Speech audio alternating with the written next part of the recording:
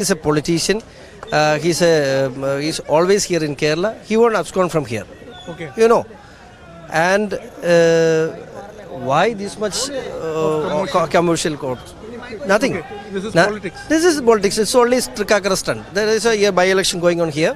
Okay. And I strongly believe if there is no by-election, there won't be this affair even. His visit to the police station also saw members of the People's Democratic Party and Kerala's BJP wing gathering at the station. PC George, as we speak right now, is inside the AR camp in Thiruvananthapuram, and in a short while from now, we will be knowing very surely how many days this leader of Kerala will be remanded in the judicial custody. While the PDP has demanded his arrest, the BJP, along with its Kerala chief K. Surendran, asserted that the party would support the politician in the process. K. Surendran also went on to call the arrest an example of double standards by the current LDF government. PC George has been vocal about speaking about radical Islam in the state of Kerala, and this is a gift that he says belongs because of the government appeasing to the radical Islamist forces in the state of Kerala. With video journalist Mani S. from Thiruvananthapuram, Ashwin Nandakumar, Republic TV. Now, Patidar leader Hardik Patel recently hit out at the Congress for their hatred towards Hindus and the Muslims. In fact, particularly with respect to the insult that the Gujarat Congress chief had made with respect to the Lord Ram Temple. Take a look at this next report. Days after he resigned from the party amid another exodus within the Congress, Patidar leader from Gujarat Hardik Patel questioned the Congress opposition towards the Hindu religion and Ram Mandir. Congress के नेताओं का काम हमेशा से हिंदू विरोधी विचारधारा के खिलाफ रहा है, और मैं अभी से नहीं बोल रहा, मैंने पहले भी कहा है ये बात कि जब आप हिंदुओं के समर्थन में कुछ नहीं कर सकते तो उसके खिलाफ तो काम मत कीजिए। और आज ये साबित, आपने कहा कि बहुत जल्द वहाँ गर्भगृह का प्रवेश होगा, उसका निर्माण हो जाएगा, फिर भी इन नेताओं की ऐसी बयानबाजी, एक बात स्पष्ट होती है कि सत्ता तो दूर, इनको विपक्ष में बिठाने के लिए भी जनता तैयार नहीं है। Hardik Patel's remarks come as a stern response to Gujarat Congress leader Bharat Singh Solanki's remarks about the Ram Temple in Ayodhya. This rebut comes after Solanki attacked the BJP with a derogatory comment on the bricks that were collected for the construction of the temple. However, the Congress was quick to hit back at the ex-congressman. Hardik Patel एक हताश, निराश, घबराए हुए व्यक्ति हैं। उन पे जो मुकदमे चल रहे हैं भाजपा सरकार से, हर किसी के दम नहीं इस सत्ता से लड़ सके, और हार्दिक पटेल ने साबित कर दिया कि उनमें तो बिल्कुल नहीं है। समर्पण कर दिया है उन्होंने, तो अब चाबी जितनी भाजपा उनकी भर रही उतने ही बोल रहे हैं वो।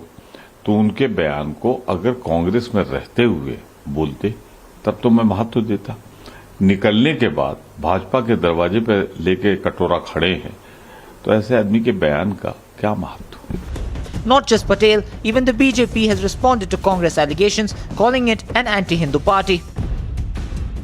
कांग्रेस को समझना चाहिए प्रधानमंत्री का मिलना और एक कार्यकर्ता का विपक्ष का मिलने में तो उन्होंने जमीन आसमान का फर्क आता है। उस परिवेश में भी देखना चाहिए जिस प्रकार से खुद राहुल गांधी चाइना के प्रवक्ता के रूप में काम करते हैं, पाकिस्तान के प्रवक्ता के रूप में काम करते हैं, वहां पर इनको हीरो के रूप में दिखाया जाता है। अभी जैसे राहुल गांधी जी ने पीछे ही कहा था कि चाइना के अंदर ये बन रहा है वो बन रहा है, उनको ये नहीं मालूम उनके बाप दादाओं के समय की जमीन वो उन्होंने हड़पी थी, चाइना ने हड़पी थी, किस प्रकार से चाइना के लोगों से वो मिलते हैं। The war of words continue as the Congress continue to launch political strikes on the construction of the Ram Mandir. Bureau Report, Republic TV. Now, in yet another jolt for the Grand Old Party, once a Congress loyalist, Kapil Sibal has now filed nomination for the Rajya Sabha seat after he quit the Congress party. Sibal, while addressing the media, said that he always wanted to fight as an independent and wants to come up with a third front. In an unexpected turn of events, one-time Congress loyalist Kapil Sibal was seen filing nomination for the Rajya Sabha seat with Samajwadi Party chief Akhilesh Yadav. मैंने दे दिया है 16 मई को मैंने Congress party से त्याग पत्र दे दिया है. We are all constrained by the fact that we are members of political parties and we have to therefore abide by the discipline of those parties. But I think it is important to be an independent voice. और मैं समझता हूँ कि जब एक निर्दलीय की आवाज़ उठेगी तो वो लोगों को फिर ऐसा लगेगा कि किसी पार्टी से जुड़े हुए नहीं. But the leader is not the first to quit the party, which has seen 3 big exits in the past week. Party की शुरुआत नहीं है साहब. मैंने कहा था एक्टिव पॉलिटिक्स, इलेक्टोरल पॉलिटिक्स से मैं पीछे हट गया हूँ. पर इसका मतलब ये नहीं है कि मैं देश सेवा से पीछे हट गया हूँ. मेरी जिम्मेवारियाँ हैं. मैं पंजाबी हूँ और पंजाब की जब भाईचारक सांझ के ऊपर आंच आए तो मैं समझता हूँ मैंने यही महसूस किया कि बिना प्लेटफॉर्म के मैं बात वो मजबूती से रख नहीं पाऊंगा. डायरेक्ट है वही उन लोगों को तो पसंद नहीं था ना कुछ चीज़ें. तो हम अगर गुजरात की कोई चीज़ ऐसी थी जो उनको तक पहुंचाते थे. लेकिन प्रॉब्लम ये है कि देखिए हम डायरेक्ट हो या ना हो क्या फ़र्क पड़ता है. उनको कुछ करना ही नहीं था. आप मंच से तो कहते कि सीनियर लीडरशिप ये कर रही है वो कर रही है, लेकिन डिसीजन तो नहीं ले रहे हैं ना. सिर्फ कार्यकर्ता को अच्छा दिखाने के लिए बोल रहे हो क्या. तो यही सही बात है कि राहुल जी को हमने सारी स्थिति बता रखी, फिर भी उन्होंने प्रोटेक्ट करने का काम नहीं किया. Fact is, over the past 3 years, there have been 31 big exits from the Congress party. From Jyotiraditya Scindia, who was sidelined in the Congress and joined the BJP, where he was made aviation minister. Now to Sushmita Dev, who left the Congress to make strides in the TMC, to former Union Minister RPN Singh, who was done with the Vadra Congress. Fact is, the Vadra siblings have failed to deliver. And now, those left in the Congress have no people connect. Their electoral record speaks for itself. It is getting harder and harder to shift the blame. If this Vadras for Vadras continues, the days are not far. It is getting harder and harder to shift the blame. If this Vadras for Vadras continues, the day is not far when the grand old party would be wiped out. Bureau Report, Republic TV. Now, Dr. Aishwarya Pandit's book titled Claiming Citizenship and Nation, Muslim Politics and State Building in North India in the 90s, published by Routledge, was launched on Wednesday in New Delhi. Here's more on the insights into the changing nature of Muslim politics that this book provides.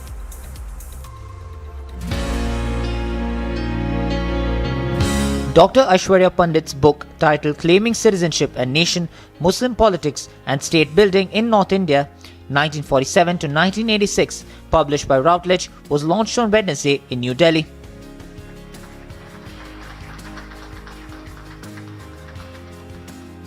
The book provides insights into the changing nature of Muslim politics and the idea of citizenship in independent India.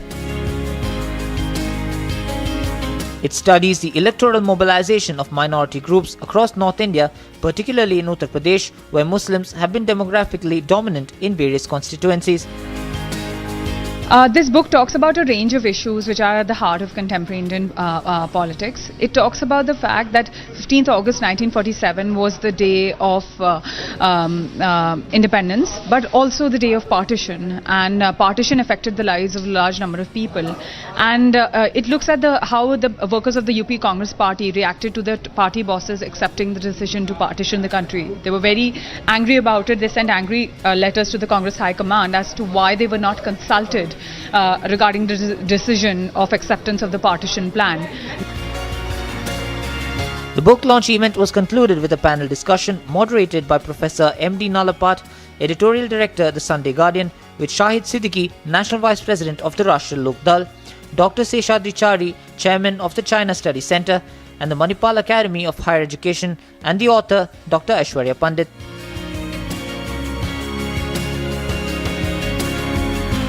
Bureau Report, Republic TV.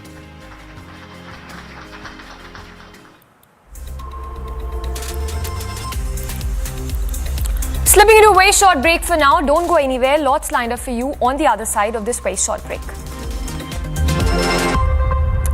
Trouble mounts for Karthi. CBI set to quiz Karthi Chidambaram in the visa scam case today. Section 144 imposed in Andhra's Konaseema after violent protests break out over the renaming of the district.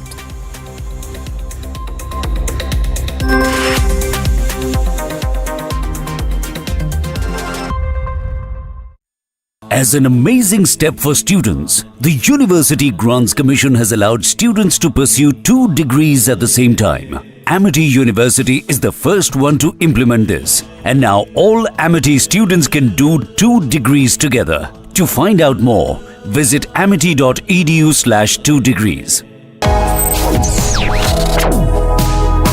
Reading allows us to become familiar with ourselves. We don't read, we won't know what is knowledge. I just find it very interesting to know people's lives, how they went through certain situations, how they dealt with things. So wherever you want to go in life, if you read books along those lines, then that would really help you in growing.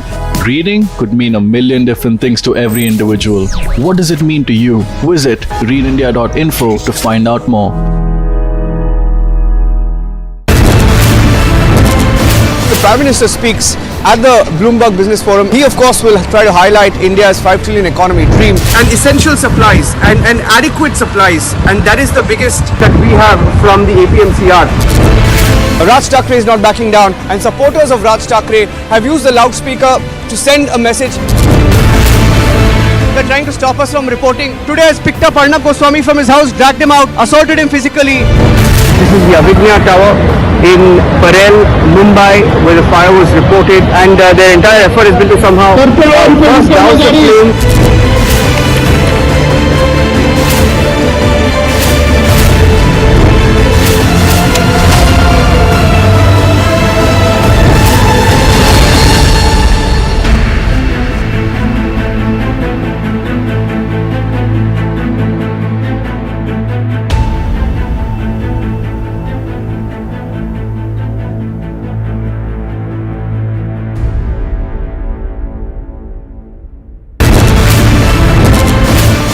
The question this time very clearly, no answers from him. Our keys continue to be with his men. We faced intimidation here. What we have to see is what action will really be taken here in this case. We've been trying to get in touch with you and ask you several questions on the land deals that you had along with Priyanka Vadra and Robert Vadra. Why are you trying to avoid the cameras, sir? Hanging of the rapist has been confirmed. Court has said all the evidence had already been seen at the trial court, at the high court and the top court of the country. They're not going to go into it again. Once again trying to get in a word with Mr. Vijay Mallya. Persistently been asking you only one question. Mallya, why did you escape in 2015? Do you not think the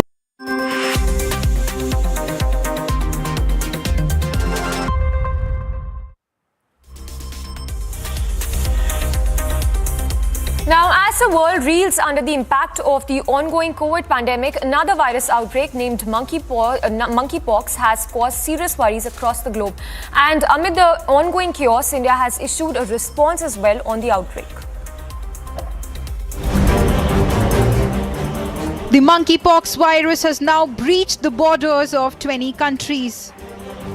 And even though the WHO says it can be contained, the rise of the disease is putting the world on edge, which is already reeling under the impact of COVID-19 pandemic.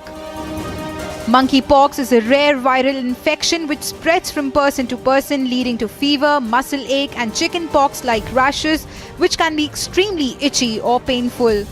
Scientists who have monitored numerous outbreaks of monkeypox have cautioned that it can be fatal for up to 1 in 10 people and is thought to be more severe in children.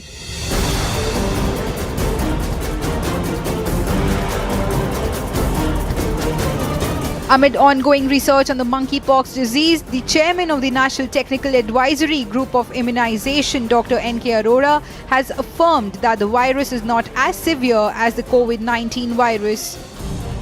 Monkeypox is not as contagious as COVID. Similarly, the disease is also not as severe. But the important point is that it spreads and it is a matter of concern, and it is likely to have more severe outcomes in those who are immunocompromised or have other diseases. He added, however, that its rapid spread is a matter of concern and warned that it will have severe output in those immunocompromised. Thereby, Dr. Arora said that similar to COVID-19, the central government has set up an expert committee to conduct surveillance of the disease. Government has set up a full committee, expert committee for this. Similar kind of surveillance which COVID was doing, this is framework of surveillance is to be set up for this monkeypox, so that if there is entry of any monkeypox case or virus into the system, into the country, that is quickly picked up, and so this can be stopped by good quarantine services, because close contact between a monkeypox patient and another one can spread the disease. The Tamil Nadu Health Secretary said that any suspected monkeypox case sample will be directly sent to the ICMR for further research.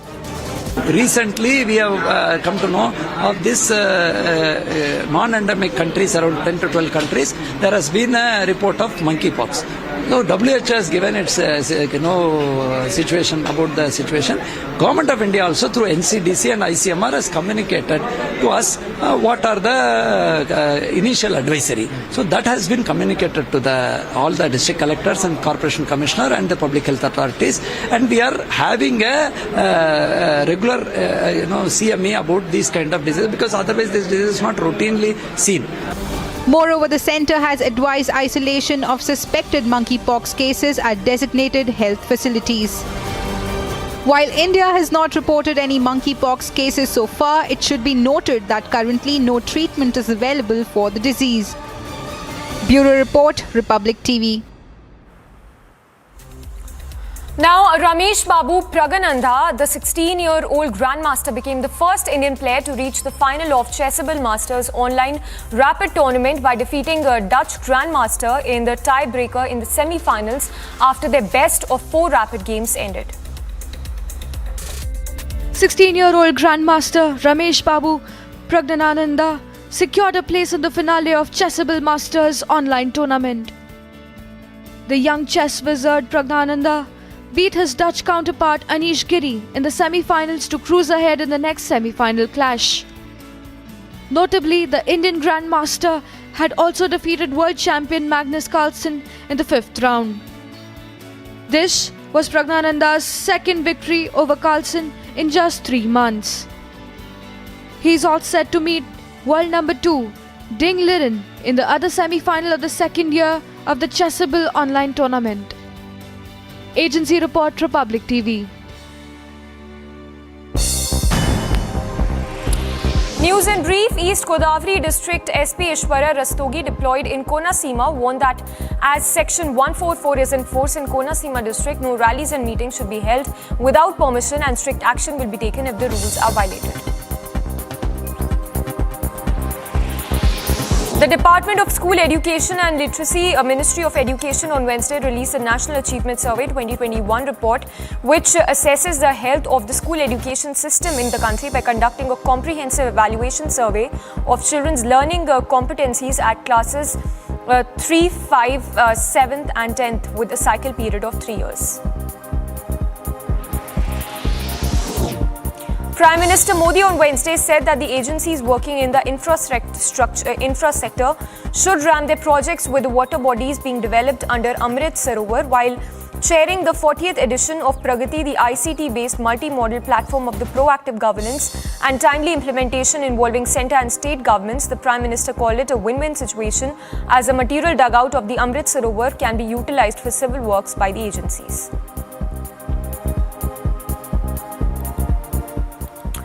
And taking the tech industry by storm, multinational company LG has launched its new range of OLED TV lineup with 4 different series and sizes ranging from 42 to 97 inches, which will be available in the stores in India shortly.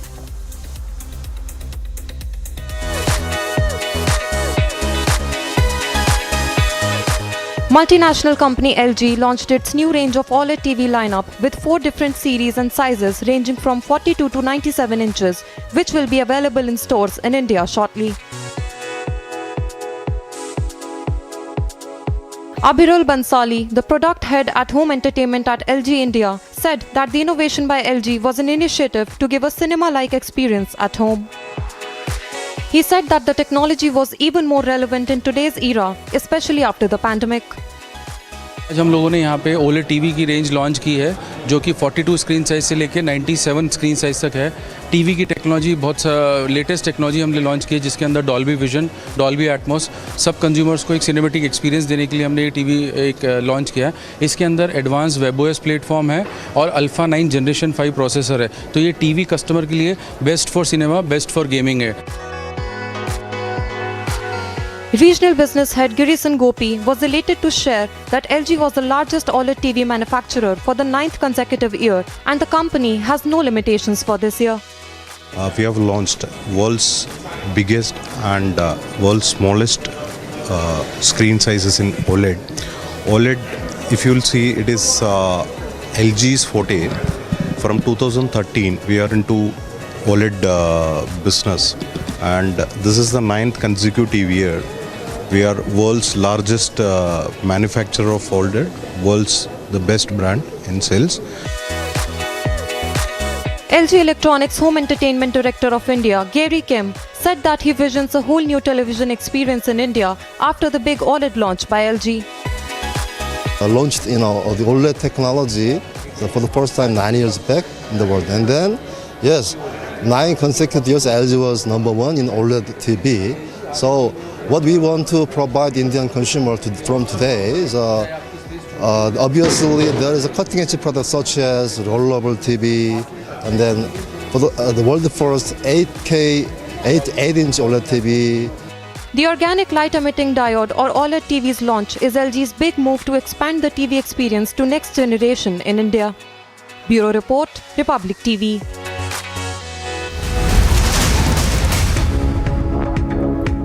News coming from J&K as forces intensify crackdown on terror. One terrorist has been neutralized in Kupwara. If reports are to go by, suggest 2 more terrorists are trapped. So anti-terror operations continue. And while we speak, one terrorist has been gunned down in the Kupwara sector.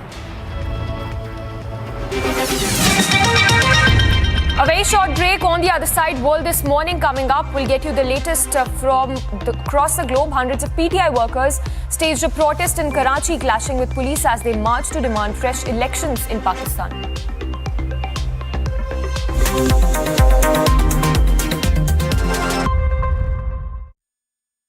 As an amazing step for students, the University Grants Commission has allowed students to pursue 2 degrees at the same time. Amity University is the first one to implement this, and now all Amity students can do 2 degrees together. To find out more, visit amity.edu/2 degrees.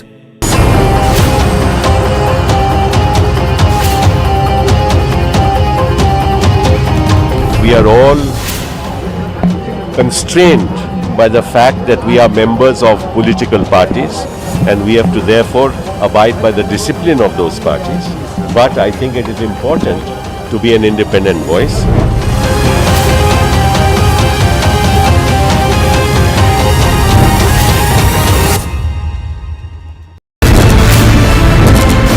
इतने मोटे-मोटे पत्थर फेंके गए। कल देर शाम किस तरह से हिंसा हुई है दिल्ली में। काला दिवस की कॉल को कश्मीर के लोग इसे सिरे से खारिज करते हैं, रिजेक्ट करते हैं।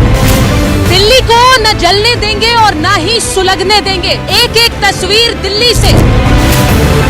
किसान नेताओं किसान आंदोलन को यहाँ पर खत्म करेंगे, ये बड़ा सवाल है। The ongoing debate on the shivling found in Gyangapi, the Supreme Court has stayed all matters in the lower court here in Varanasi.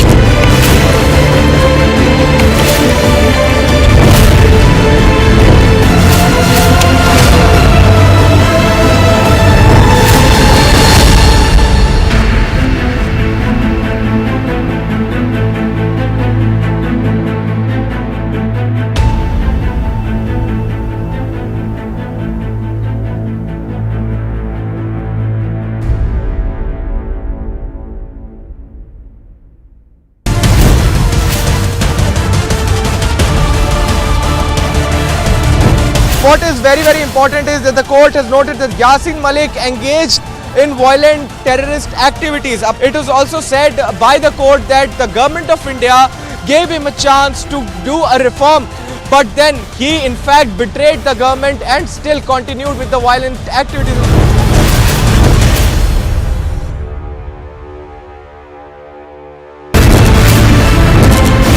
Prime Minister speaks at the Bloomberg Business Forum. He of course will try to highlight India's 5 trillion economy dream and essential supplies and adequate supplies, and that is the biggest that we have from the APMCR. Raj Thackeray is not backing down, and supporters of Raj Thackeray have used the loudspeaker to send a message. They're trying to stop us from reporting. Suspect arrested for pulling the gun and killing a man on New York City subway train. US President Joe Biden signs policing order on second anniversary of George Floyd's death. Ukrainian President Zelensky rejects Kissinger plan to concede territories to Russia for the sake of reaching a peace agreement. Hundreds of PTI workers staged protests in Karachi, clashing with police as they marched to demand fresh elections in Pakistan. At least 14 dead after series of bombings by minivans in the northern city of Mazar-e-Sharif in Afghanistan.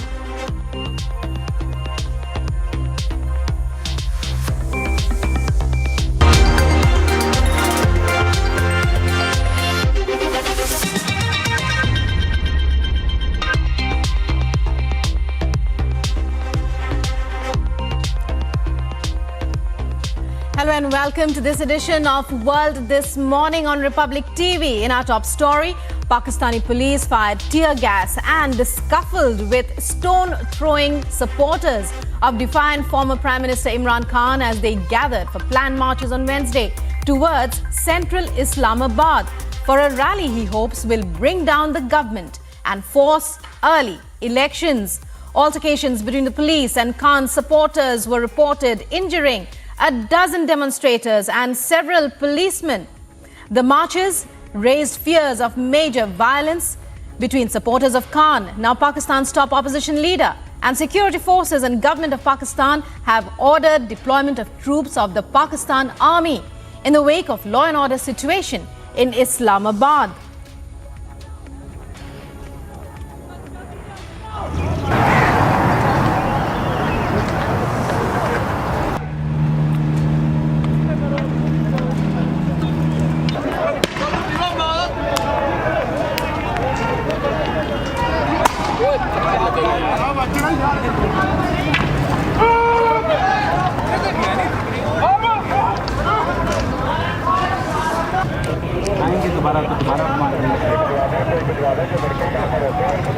तुम्हें देनी पड़ेगी आजादी, तुम्हें देनी पड़ेगी। पाकिस्तान का मतलब क्या? तेरा मेरा रिश्ता क्या? सरदारी बनोगे? ना भाई ना। इमरान बनोगे? ना भाई ना।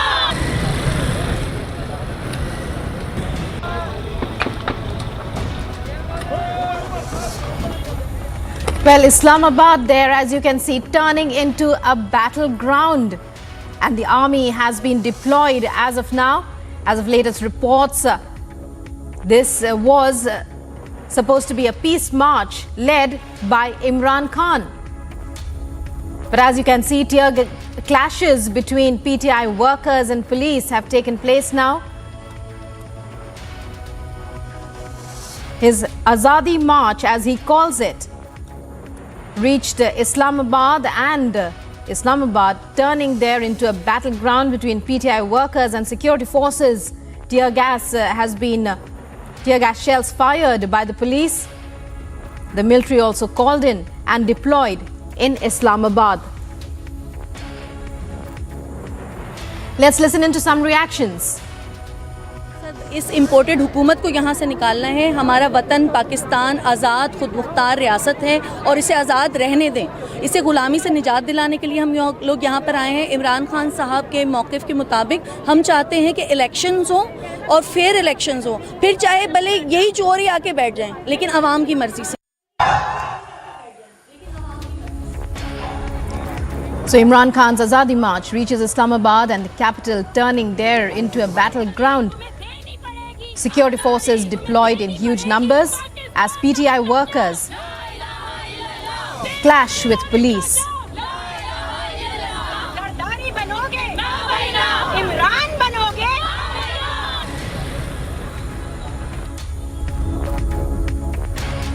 And in other top stories from across the world, in one of the deadliest school shootings in a decade that led to the death of 23 people in Texas, US President Joe Biden has now called for tougher gun laws.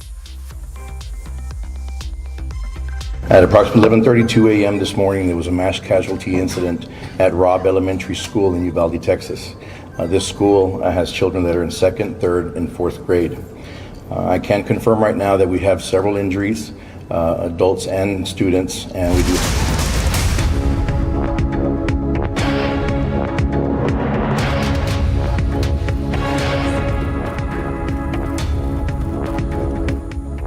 The court, to the magistrate. He's been brought to the General Hospital in Thiruvananthapuram, and these are the exclusive visuals. It's 7:30 and already PC George has been brought in with accompaniment of hundreds of policemen.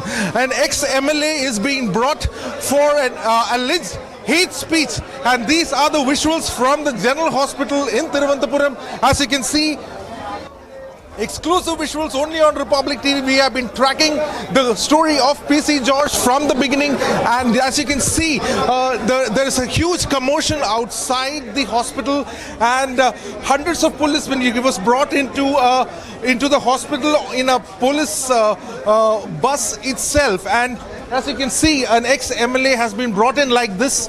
In the dead of the night, he was brought in from Thiruvananthapuram. Now early in the morning, before he is brought in front of the magistrate, he has been brought for medical checkup yet again. And these are the exclusive visuals that is coming from Republic TV. And we will be... Hello? Hear you? Ashwin, we can hear you, and as you tell us, crowds gathered there, sort of commotion even as PC George, former MLA, is brought. He is to be produced before the magistrate today morning itself. It's rather early. However, in the hate speech case, former MLA PC George. Ashwin, what more can you tell us? You were telling us about how PC George has been brought in. Has he been brought into the magistrate's court? The last we heard, he was brought into the AR camp, police camp in Thiruvananthapuram.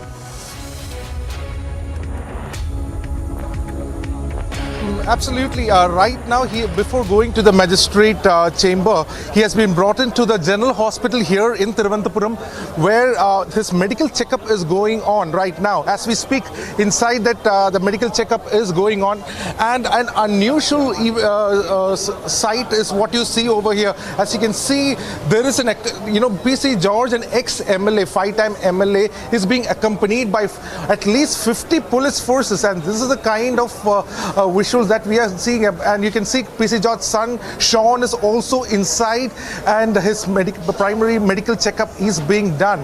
Now he has been called in for his bail has been cancelled because of an alleged hate speech which he had given at the Hindu Mahasammelan in Thiruvananthapuram, and the government had approached the magistrate saying that he has violated the bail protocols, and that is the reason that his bail was immediately cancelled. And suddenly we see at around 3:30 yesterday PM, the police from police from Thiruvananthapuram went all the way to Kochi, about 220 kilometers away from here, went to pick him up from Kochi, and then brought him in the dead of the night at 1 o'clock. 1 o'clock today morning, 1 o'clock, and Republic was here covering him when he was brought to the AR camp at 1 a.m.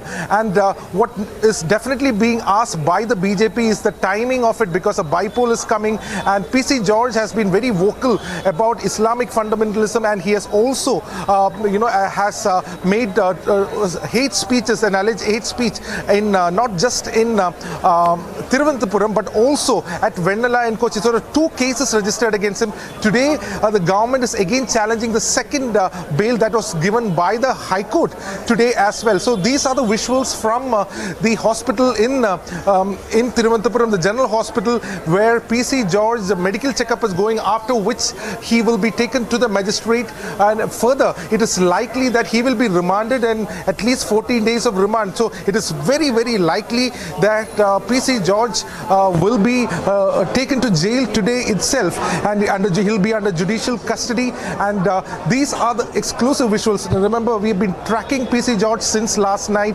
1 o'clock he reached AR camp, and then after that we could see that BJP workers were giving offering him flowers, support and everything. They were shouting slogans outside the AR camp stating that the government is having a partisan view when it comes to hate speech. There were other hate speech which has been given by a lot of individuals in the state, but even a FIR has not been filed, is what BJP has been claiming.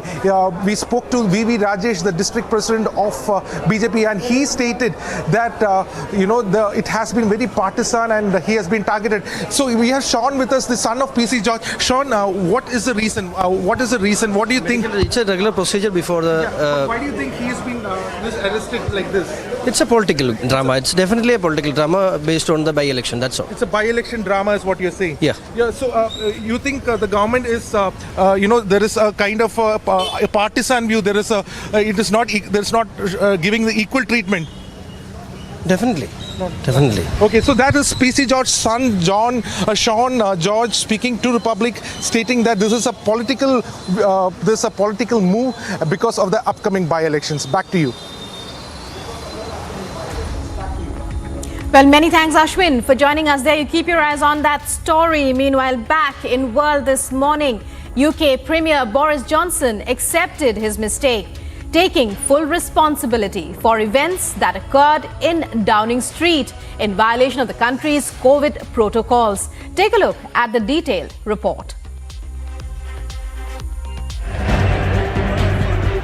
Hours after United Kingdom civil servant Sue Gray presented her report on the Partygate scandal, Prime Minister Boris Johnson accepted his mistake and took full responsibility for events that occurred in Downing Street during the COVID-19 lockdown. I am confident with the changes and new structures that are now in place, that we are humbled by the experience and we have learned our lesson. And I want to conclude by saying that I, Mr. Speaker, I am humbled and I have learned a lesson, Mr. Speaker. Revelations that Johnson and his staff repeatedly flouted restrictions imposed in the country in 2020 and 2021 have fueled outrage in Britain. This led to calls for Johnson to step down. The leader of the Scottish National Party grilled Prime Minister Boris Johnson in Parliament on lockdown breaching UK government parties. The reports that the Prime Minister in Downing Street's law-breaking have been damning. Empty bottles littering offices, rooms so crowded people were sitting on each other's laps, and security forced to intervene because the parties were so outrageous. At the centre was the Prime Minister orchestrating it, grabbing a glass for himself in order to toast the partygoers. While Johnson said that he took full responsibility for the breach, he insisted he would not resign. A police investigation resulted in 83 people getting hit with fines, including Johnson. This makes him the first British Prime Minister ever found to have broken the law while in office. United Kingdom civil servant investigated 16 gatherings attended by Johnson and his staff in 2020 and 2021, while people in the UK were barred from socialising. Agency report for Republic TV. Johnny Depp and his ex Amber Heard are in the midst of a legal battle, and several statements from their testimonies have been making the headlines. Heard earlier took the stand and mentioned Depp's ex, Kate Moss, claiming that some people had told her that Depp was once violent with Moss and had pushed her down the stairs. Take a look at more details in this report. Johnny Depp's former girlfriend Kate Moss testified at the libel trial. She denied that she had ever been pushed or assaulted by Depp during the course of the relationship. She said that she did once slip down a flight of stairs after a rainstorm at the Jamaican resort and that Depp came to her aid. What, if anything, happened when you were in Jamaica with Mr. Depp?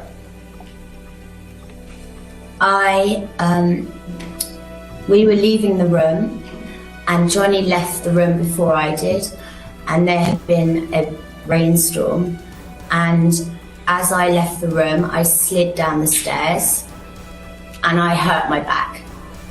How did you... And I apologize, Ms. Moss. Please continue.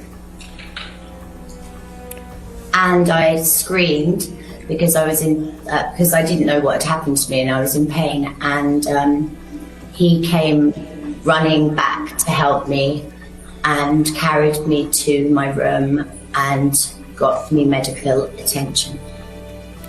Did Mr. Depp push you in any way down the stairs? No.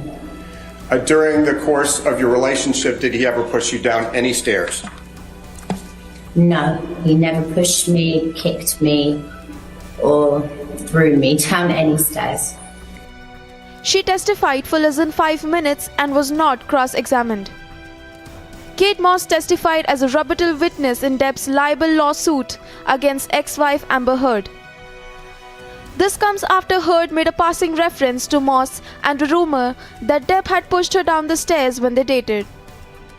Johnny Depp is suing Amber Heard for libel in Fairfax County Circuit Court over a December 2018 op-ed that she wrote in the Washington Post describing herself as a public figure representing domestic abuse.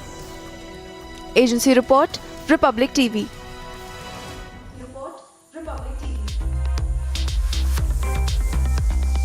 Time now for a short break on World This Morning. Coming up on the other side, Todd Boehly-led consortium is set to take over Chelsea Football Club after the UK government gives approval to the sale by owner Roman Abramovich.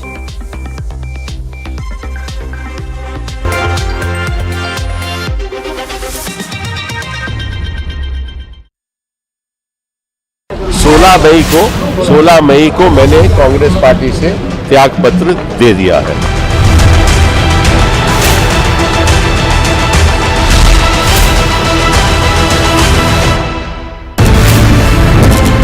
Barricades come in, we are just going to move few more steps. Delhi police officials coming here, more and more officials arriving on the spot. This is not only about a blast happening in the national capital.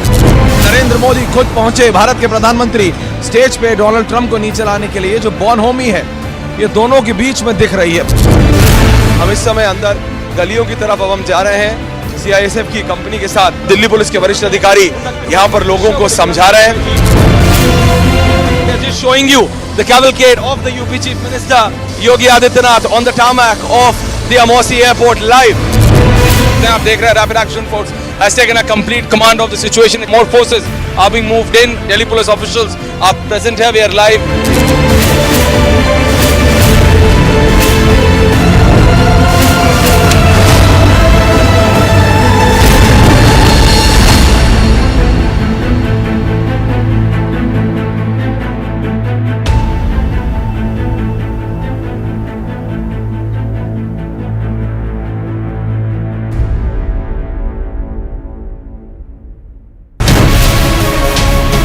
Breaking news now coming in. The NIA wanted death penalty, but Yasin Malik has been sentenced to life. Story broken on Republic TV. When it's legal or anything courts related, it's first on Republic.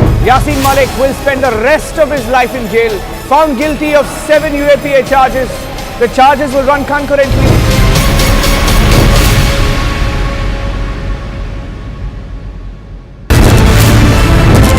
Big raids that are being carried out by the Central Bureau of Investigation. RJD levels allegations of revenge politics. This mosque graveyard in Bucha bears.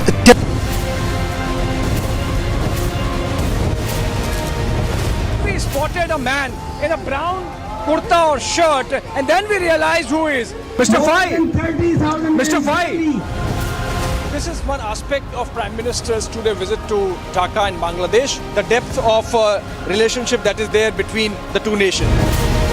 As we bring to you the SCO summit coverage from Bishkek in Kyrgyzstan, people-to-people connect that Kyrgyzstan has with India.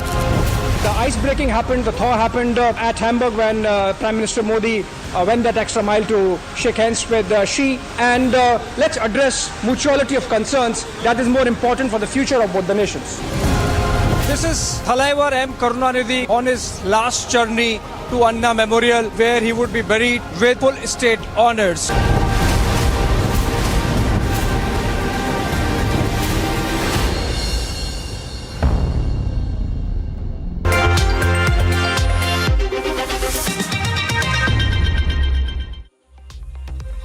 Welcome back. You're watching World This Morning on Republic TV. And in other news, the UK royal family has reunited with Prince Harry and his wife Meghan, at least in wax. Madame Tussauds has given the royal figures a makeover for the Queen's upcoming Platinum Jubilee, marking 70 years on the throne. The UK royal family has reunited with Prince Harry and his wife Meghan, at least in wax. Madame Tussauds has given the royal figures a makeover for the Queen's upcoming Platinum Jubilee, marking 70 years on the throne. The figure of the Duchess of Cambridge, Kate Middleton, is dressed in an emerald Jenny Packham gown worn by the Duchess twice to royal functions, a state visit to Pakistan in 2019 and the Royal Variety Show in 2021. Meghan Markle's figure is dressed in the red Cape Safiya gown worn on one of her last royal engagements at the Mountbatten Festival of Music at Royal Albert Hall in London in March 2020. The Queen's figure is the 23rd of 24th created of the monarch by Madame Tussauds London throughout her 70-year reign. The waxwork is dressed in a recreation of the white and silver lace dress worn in the official Diamond Jubilee portrait photography and covered in 53,000 Swarovski elements with a blue silk sash and the Queen's Garter badge. A replica of the diamond and pearl George IV state diadem completes the look. The royal figures are on show at Madame Tussauds for 2 weeks from 27th May as part of the attraction's Platinum Jubilee celebrations. The Duke and Duchess of Sussex are returning to the UK to take part in real-life celebrations. Agency Report, Republic TV. Neymar Jr. attended the final of a mini 5-5 tournament held under his name. He delighted the fans as well as the winners, who happened to be Brazilians, at a tournament that took place ahead of the FIFA World Cup later in the year. Take a look. Neymar recently gave a fascinating show to his fans at the finals of the tournament bearing his name ahead of the FIFA World Cup. Estou muito empolgado, muito feliz, me preparando cada vez mais para jogar a Copa. Então, acho que não só eu, como a minha equipe inteira, a gente está nos preparando ainda mais para chegar na Copa do Mundo bem, feliz e empolgado e conseguir o nosso objetivo, nosso sonho.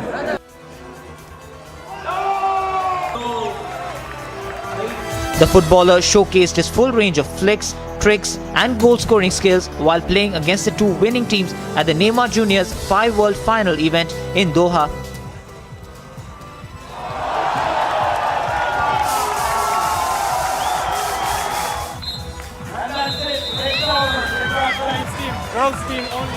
The night was seen as a celebration of Brazilian football, as the winners of the mixed and women's categories of the tournament were Brazilians.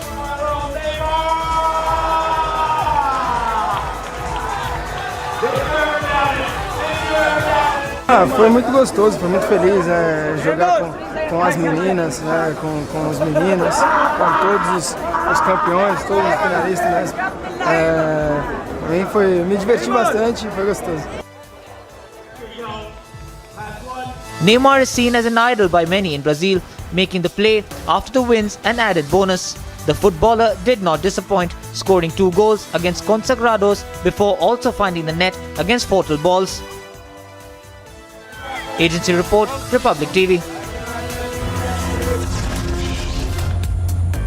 And coming up next, Varanasi District Court to begin hearing the maintainability of Gyanvapi plea today. Coming up in the Morning Express with Samiksha. Also, trouble mounts for Karthi. CBI set to quiz him in the visa scam case today.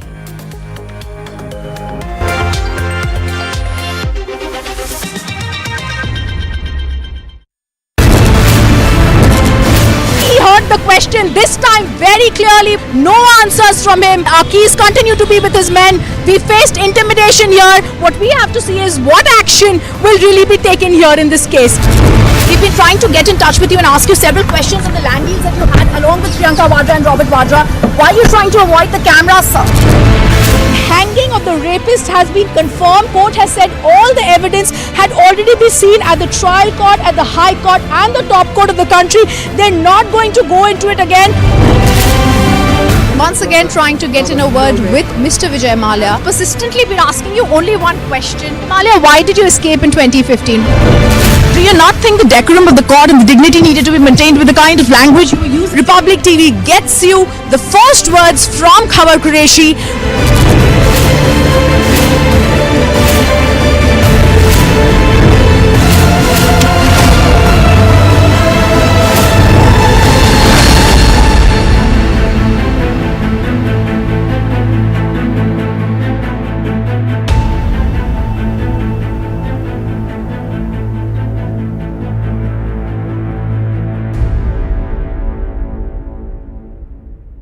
Pakistan में एक आदमी को lynch किया गया, वहाँ उन्होंने 6 आदमियों को फांसी दी और 1 दर्जन लोगों को उम्र कैद की सजा दी। यहाँ कितने इखलाक लिंच हो गए अभी तक? एक को क्या, बल्कि उनको तो हार पहनाए जाते हैं। यही फर्क है उस जुडिशरी और इस judiciary.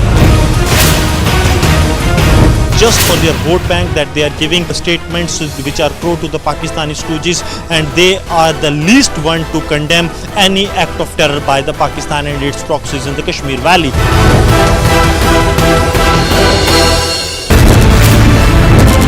Behind me is the Eisenhower building next to the White House, where the meeting took place between Prime Minister Modi and Vice President Kamala Harris.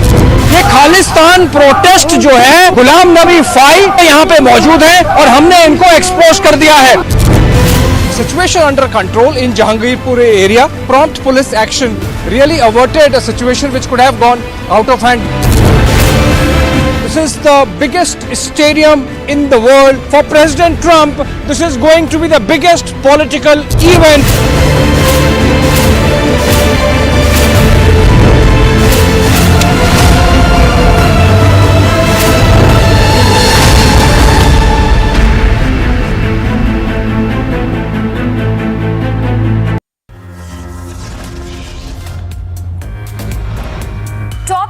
At 8 a.m., union ministers to interact with scheme beneficiaries and gather feedback as Modi government marks 8 years today. Varanasi District Court to begin hearing the maintainability of Gyanvapi plea today. Justice for Amreen clamour grows after popular TV artist Amreen Bhatt and her nephew shot by terrorists. Hours after Kerala court cancelled bail, police arrest senior politician PC George in a hate speech case. Trouble mounts for Karthi. CBI set to quiz Karthi Chidambaram in the visa scam case today. Section 144 imposed in Andhra's Kona Seema after violent protests break out over the renaming of the district.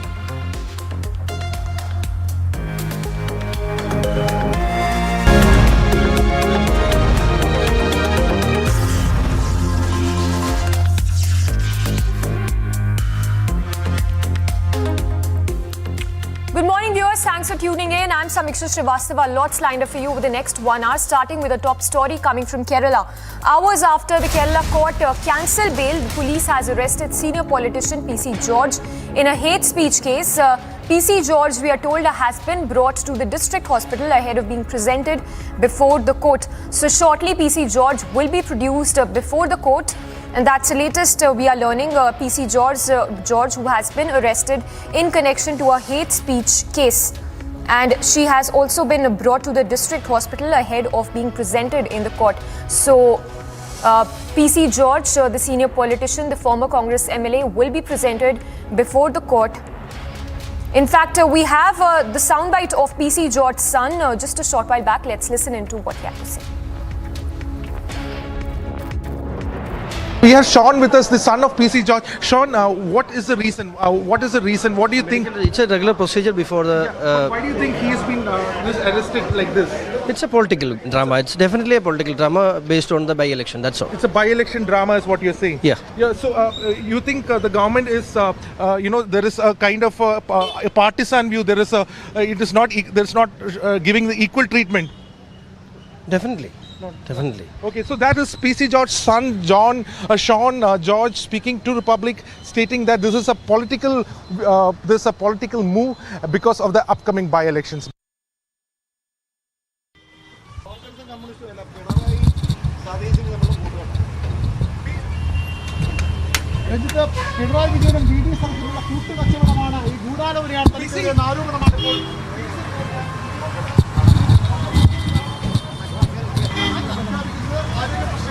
ഒന്നും തന്നെ ഇല്ല. അദ്ദേഹം അത് വ്യക്തമാക്കിയിരിക്കുന്നു. പരിശോധനയിലും ആരുടെ പ്രശ്നങ്ങളൊന്നുമില്ല, ഒരു പ്രശ്നമില്ല.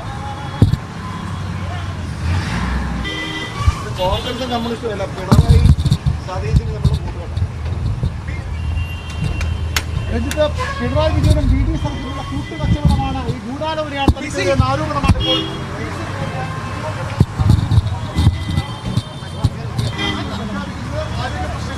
ഒന്നും തന്നെ ഇല്ല. അദ്ദേഹം അത് വ്യക്തമാക്കിയിരിക്കുന്നു. പരിശോധനയിലും ആരുടെ പ്രശ്നങ്ങളൊന്നുമില്ല, ഒരു പ്രശ്നമില്ല. And Ashwin is joining us live from Thiruvananthapuram. Ashwin, PC George will be produced before the court very shortly. Give us all the latest. So, Misha, good morning. PC George is right outside. Now he has gone inside the court. He has gone to the magistrate chamber where after that, whether we'll also get to know whether PC George will be the ex-MLA, will be taken into remand. But what is also important is that at 12 o'clock today in the Kerala High Court in Kochi, there's a hearing for his challenging, there's a plea that has been put by PC George, challenging this arrest that has been made. So that also is very crucial because 12 o'clock the High Court will also decide whether he can again be given bail. Now there are two reasons, two cases which has been registered against PC George. There's one alleged hate speech at the Hindu Sammelan in Thiruvananthapuram, the second one at Vennala in Kochi. Now he has been taken into arrest before the hate speech which he had given in Thiruvananthapuram. Earlier he had secured a bail, but now yesterday the government had approached the magistrate stating that he has violated the bail conditions, and he spoke to the media. He again went to speak on public platform, and that is the reason why his bail was cancelled. And what is important is the fact in the way, the manner in which PC George has been taken, because what we saw was extremely dramatic. 3:30 yesterday, 3:30 p.m. magistrate cancels the bail plea. Suddenly the police officials rush from Thiruvananthapuram, rush to Kochi, where in the second hate speech, George was supposed to appear at the Palarivattam police station in Kochi, and from there he was taken out and then brought in at around 1 a.m. to the AR camp in Thiruvananthapuram, and after which they were even planning to take him to the magistrate early in the morning at 1:30 as well, but that was later postponed because he was feeling unwell. He had skipped his BP medicine, is what his son Sean had told us, and now at 7 o'clock he was brought in again before the magistrate right now, and we are waiting further what is going to happen, but it is very likely that PC George's arrest will be done, and we also got from information that he will be likely to be in Pujapura jail. Yes. Ashwin, thanks for the moment. Keep tracking the story. We'll keep coming back to you as you track all the latest on that. And more breaking news coming in as forces intensify on terror crackdown. 3 terrorists, we are told, have been gunned in Kupwara. So that's the latest what we are learning. the anti-terror operations that took place in Kupwara, in which 3 terrorists have been gunned down. And we'll go across to Zeenat as well to give us more information. But that's the latest coming in. Remember, terrorists were also gunned down in Baramulla yesterday, and the latest what you're told is that 3 terrorists have been gunned down in Kupwara in anti-terror operations. And those are the first visuals we are getting to you from Kupwara, where the anti-terror operations took place. And we will go across to Zeenat as well, but those are the first visuals we are getting to you from Kupwara, where the anti-terror operations took place. The encounter between the terrorists and the security forces, in which 3 terrorists were gunned down earlier today, this morning, and that's the latest visual on your screens as well. You can see the security personnel in Kupwara region. And remember, this comes just a day after the terrorists were also gunned down in Baramulla, and now we have another anti-terror crackdown in which 3 terrorists have been gunned down. So another infiltration bid by the terrorists has been foiled, this time in the Kupwara region. And Zeenat, my colleague, is tracking all the latest from Kupwara. We will go across to her to give us more information, but remember, that's the latest what we're learning, because just yesterday in Baramulla as well, there was an anti-terror operation in which terrorists were gunned down. And now another, as forces continue to crack down on terror, this is another infiltration bid that has been foiled in Kupwara region, in which 3 terrorists have been gunned down. We are told these are Lashkar-LET terrorists that have been gunned down. We'll get more details from Zeenat, but as of now, those are the latest visuals we are getting to you from Kupwara, where the encounter took place. And 3 terrorists, we are told, have been gunned down after they were intercepted by the security forces, where the encounter also broke out between the security forces and the terrorists, in which 3 terrorists, we are told, have been gunned down. And a statement that is now coming in from the IGP Kashmir was confirmed that 3 terrorists have been eliminated in Kupwara operations.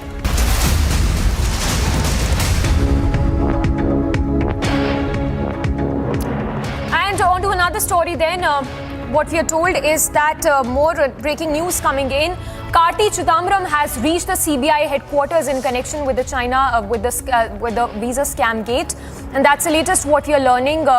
P. Chidambaram's son Karthi Chidambaram has reached at the CBI headquarters. He will be quizzed very shortly in connection with the scam case, and that's the latest what we are learning. So all eyes on the interrogation that will take place of Karthi Chidambaram with respect to the visa scam gate case. And those visuals as well that we are getting to you right now of Karthi Chidambaram, who is arriving at the CBI headquarters. Remember, just a few days back, the CBI carried out searches as well, multi-city raids that were carried out in connection with the visa scam gate. And now we have Karthi Chidambaram, who's been summoned by the CBI. He has reached the CBI headquarters, and he will be quizzed very, very shortly by the agencies in connection with the scam case. And also significant to note the statements that have come in from Karthi Chidambaram over the past few days, where he has cried foul and called it a political vendetta. We have Anuj on the phone line tracking the latest. Anuj, what more can you tell us? We can see the visuals of Karthi Chidambaram, who has arrived at the CBI headquarters. Well, exactly. Karthi Chidambaram has just arrived at the CBI headquarters. Let me remind you that this is regarding the visa scam. Back in 2011, when this has been stated that Karthi Chidambaram facilitated Chinese national, and the visa was reissued to them by the help of Karthi Chidambaram. Let me also remind you that S. Bhaskar Raman, the CA of Karthi Chidambaram, has been already arrested, and now the dots has been connected. So the court has issued the notice. The court has asked Karthi Chidambaram to be present at the CBI headquarters. Now this is going to be the investigation where the CBI will be grilling Karthi Chidambaram about the visa scam. Let me remind you that again, let me tell you that S. Bhaskar Raman has been already arrested by the team and CBI, and we have seen the raids which was conducted at the premises of Karthi Chidambaram, the societies which belongs to Karthi Chidambaram. Around 10 places in total was there, which was raided by the CBI. So now the CBI has is going to ask Karthi Chidambaram that what exactly the connections are. Let me also remind you what we have been told when 263 Chinese national was facilitated by visa by Karthi Chidambaram. After that, what we have been told that 50 lakh is the amount which was given as a bribe to Karthi Chidambaram. So the dots has been already connected. We have seen how the investigation has been done, how the raids were conducted at around 10 places. Let me also give you the sense from right outside the CBI headquarters in the national capital, where Karthi Chidambaram has just reached. These are the supporters of Karthi Chidambaram, where I am standing right now, right outside the CBI headquarters, coming with Karthi Chidambaram from his residence, that's 80 Lodi State, in the national capital. And now, when Karthi Chidambaram has just entered in the premises, he is going to be questioned by the CBI about the visa scam. On the other hand, we also talked to Karthi Chidambaram, and there he was stating the same line. He was taking the same line where he was saying that yes, this is a political vendetta. I have not done anything. Bhaskar Raman has been arrested. I asked a question on the same. But yes, Karthi Chidambaram remains with the same line as we have seen the father of Karthi Chidambaram, that they are calling it a political vendetta. Yes. So we have to see Anuj, just stay with us. Let's also listen into what Karthi Chidambaram had to say just a short while back. Sir, what? Anything on this move, what exactly is happening? These are all, every case posted against me is a bogus case. One is bogus, one is more bogus, and this is most bogus. So this is alleged a visa scam, what we have been told, that you have facilitated. I have not facilitated a single Chinese national in getting his visa, let alone 250. I have given out a statement, I don't know whether you read it. Where is Joshua? But why it is happening, sir, then? Sir, your CA has been arrested. I know, it's all vindictive, it's all politics of malice, the politics of victimization and politics of harassment. Sir, do you want to say anything on this move, what exactly is happening? These are all, every case posted against me is a bogus case. One is bogus, one is more bogus, and this is most bogus. So this is alleged a visa scam, what we have been told, that you have facilitated. I have not facilitated a single Chinese national in getting his visa, let alone 250. I have given out a statement, I don't know whether you read it. Where is Joshua? But why it is happening, sir, then? Sir, your CA has been arrested. I know, it's all vindictive, it's all politics of malice, the politics of victimization and politics of harassment. And we have our senior editor Shravan also joining us. Shravan, we just heard the soundbite of Karthi Chidambaram calling it the most bogus case, calling it a witch hunt and politics of harassment. Well, that's the position that Karthi Chidambaram has taken from the time this case has been registered. In fact, he's called the allegations that have been leveled by the Central Bureau of Investigation as completely ludicrous. This is on the ground that, number one, the very person, the accused in this particular case, one of the accused in this particular case is already dead. And the fact here is that he's also raising this question that if this was an information that the agencies had much earlier, why is it that they did not act upon it? Let's not forget, we're talking about a case which dates back to 2011. Also the fact that we are talking about a transaction that has taken place back in 2011. And many were essentially suggesting that this was a lead that the agencies had got while they were probing a matter like the INX deal.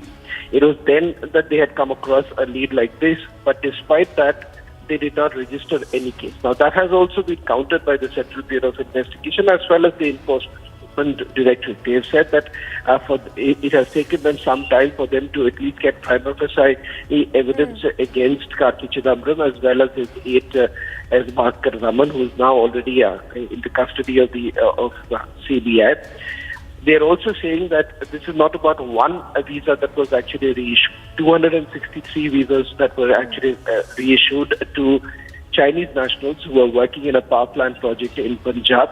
And they also suspect that the number could also very well go up. So it is not only about just 50 lakh rupees, but also the fact that the number of visas that were actually issued could be much higher than what they are seeing at this point of time. And they are also saying that all of this would not have been possible had it not been of Karthi Chidambaram and his position and his proximity with his father, who was then the Union Home Minister. Yes. Shravan, just stay with us. Let's also once again listen into that soundbite of Karthi Chidambaram. Sir, do you want to say anything on this move, what exactly is happening? These are all, every case posted against me is a bogus case. One is bogus, one is more bogus, and this is most bogus. So this is alleged a visa scam, what we have been told, that you have facilitated. I have not facilitated a single Chinese national in getting his visa, let alone 250. I have given out a statement, I don't know whether you've read it. Where is Joshua? But why it is happening, sir, then? Sir, your CA has been arrested. I know, it's all vindictive, it's all politics of malice, the politics of victimization and politics of harassment. Going back to Anuj, who's also tracking the story very closely. Anuj, we just heard the soundbite of Karthi Chidambaram. We understand that Karthi's CA has already been arrested. Give us more details.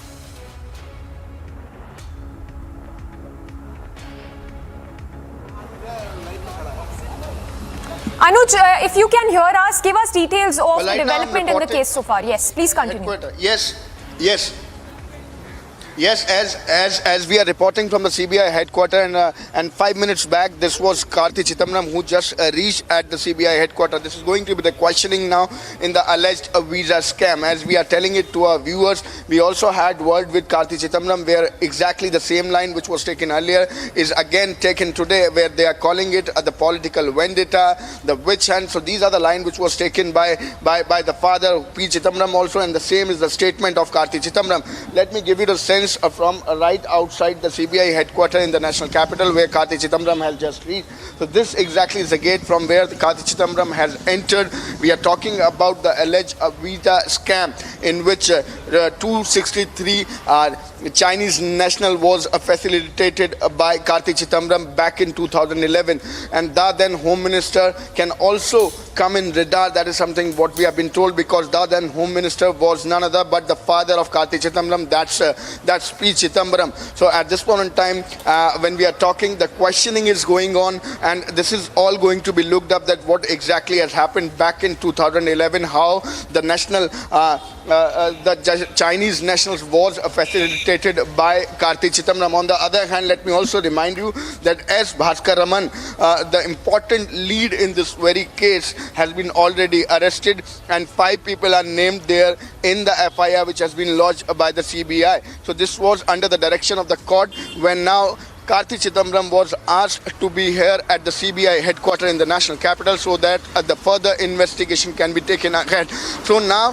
what exactly is going to happen? This is going to be the connections of the dot that what exactly happened in 2011, and what we have been told, what has been alleged is that 50 lakh is the amount as in bribe which was taken by Karthi Chidambaram. So this is to see what exactly will be coming out from the CBI and what exactly is going to happen in the today's investigation. I do remember when this was almost around 10 location across the country which was raided, the premises which was raided by the CBI team, in which they were looking for the documents, in which they were connecting the dots, that what exactly are the connections. If we talk about 2011 incident, if we talk about this particular scam in which this had been clearly alleged that this was around 263 Chinese national who were facilitated, the visas help was given, rather this was the reissuance of the visa which was the help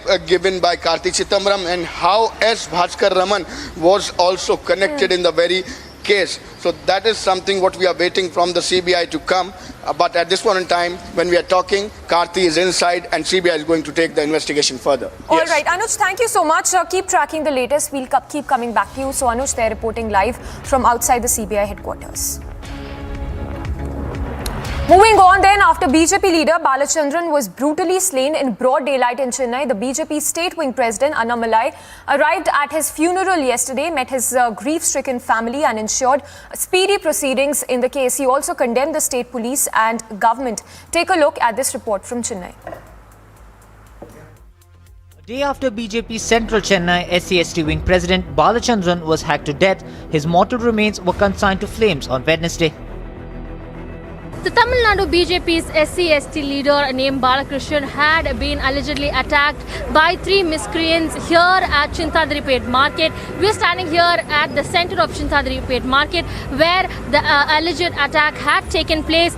Balakrishnan had been attacked by 3 miscreants. That is what onlookers are stating. Tamil Nadu BJP's chief K. Annamalai, who has arrived here and met with the family as well. While speaking with the family, he has also ensured that the BJP Tamil Nadu and BJP will be taking all measures to ensure that the family, Balachandar, who has been survived by his wife and child, will be taken care of. Not only that, he also condemns this incident that had taken place. Sir, you have to understand 2 things, sir. More than a murder in this case, Balachandar was threatened 3 days back by an accused who came from jail the same evening. The same night, Balachandar has gone to a police station and given a complaint. Same night.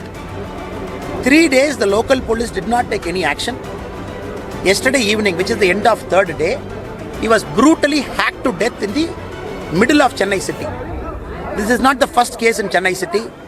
Last 19 days, 21 cases. At least 4-5 cases of brutal murders. 6-7 people coming in 2-wheeler, stopping somebody in the middle of a road, attacking them like cinema, showing their face to public. After that, showing their face to CCTV, challenging the police to take action. This has become a new normal in Chennai. Speaking to the media, BJP State President Annamalai lambasted the Tamil Nadu government and the state police. This is strictly condemnable. It only shows the pathetic failure of the police department. More than that, it shows the same police department in different regime, now under DMK regime. Utter failure because the political interference is at its highest. The local DMK functionaries want to take control of the police station. They are running the police station like a settlement houses, not like places where people's grievance should be heard. And we feel very, very bad. Yesterday we have spoken to the commissioner. Our leaders have met the Chennai City Commissioner. The commissioner has requested for some time. That is the reason we are keeping quiet. We don't want to interfere in the police investigation. We want to be absolutely civil here. The Chennai Commissioner of Police confirmed that the murder case involved an angle of previous enmity. Yeah, there is a case of murder, and when one of the functionaries of BJP has been murdered because of previous enmity by some suspects. So in this case, the eyewitnesses have spoken about the incident, and we have formed special teams to see that these accused are arrested, as well as the maintenance of public order is maintained. In specifically, I have come here now to have an inspection and to see if there was any lapse of any sort. If it be there, then we will be taking action against the concerned as well. The family alleges that there had been animosity, after which Balakrishnan had received threats from local gundas here, and that he had also attempted to file a complaint with the local police. Balakrishnan is survived by his wife and child. The family also refusing to retrieve back the body of Balakrishnan until the perpetrators, they say, have been arrested. With video journalist Prasad, Apurva Jayachandran for Republic.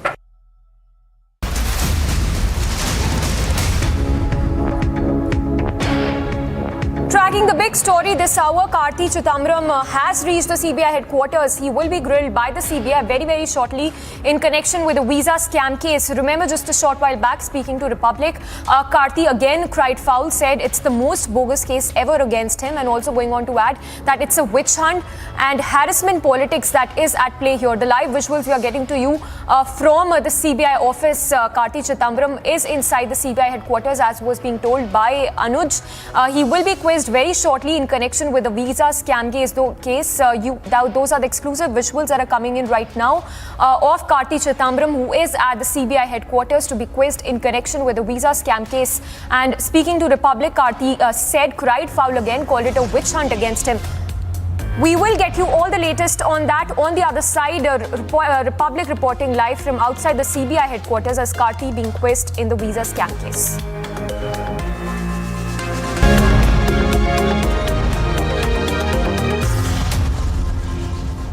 As an amazing step for students, the University Grants Commission has allowed students to pursue 2 degrees at the same time. Amity University is the first one to implement this, and now all Amity students can do 2 degrees together. To find out more, Visit amity.edu/2degrees.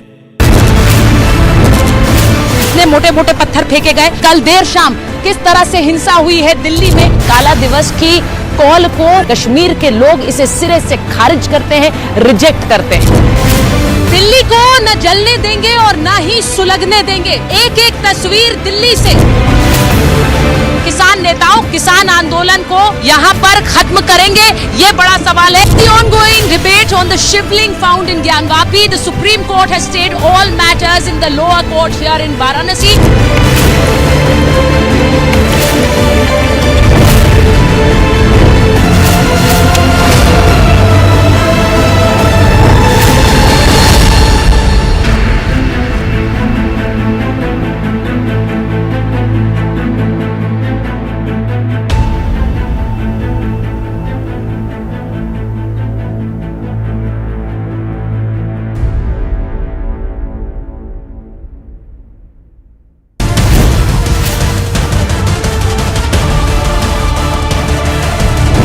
What is very, very important is that the court has noted that Yasin Malik engaged in violent terrorist activities. It was also said by the court that the government of India gave him a chance to do a reform, but then he in fact betrayed the government and still continued with the violent activities.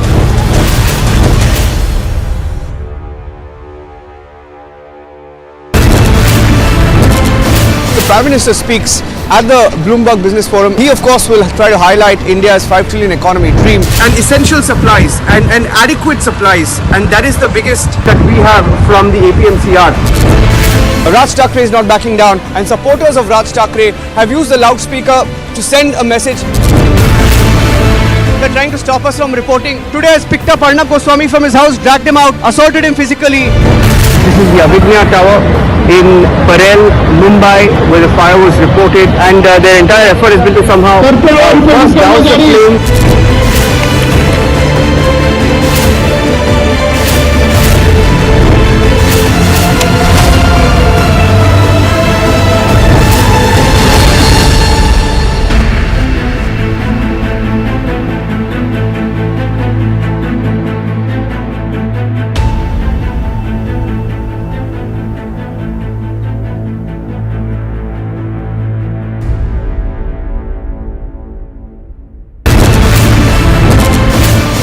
The question this time very clearly, no answers from him. Our keys continue to be with his men. We faced intimidation here. What we have to see is what action.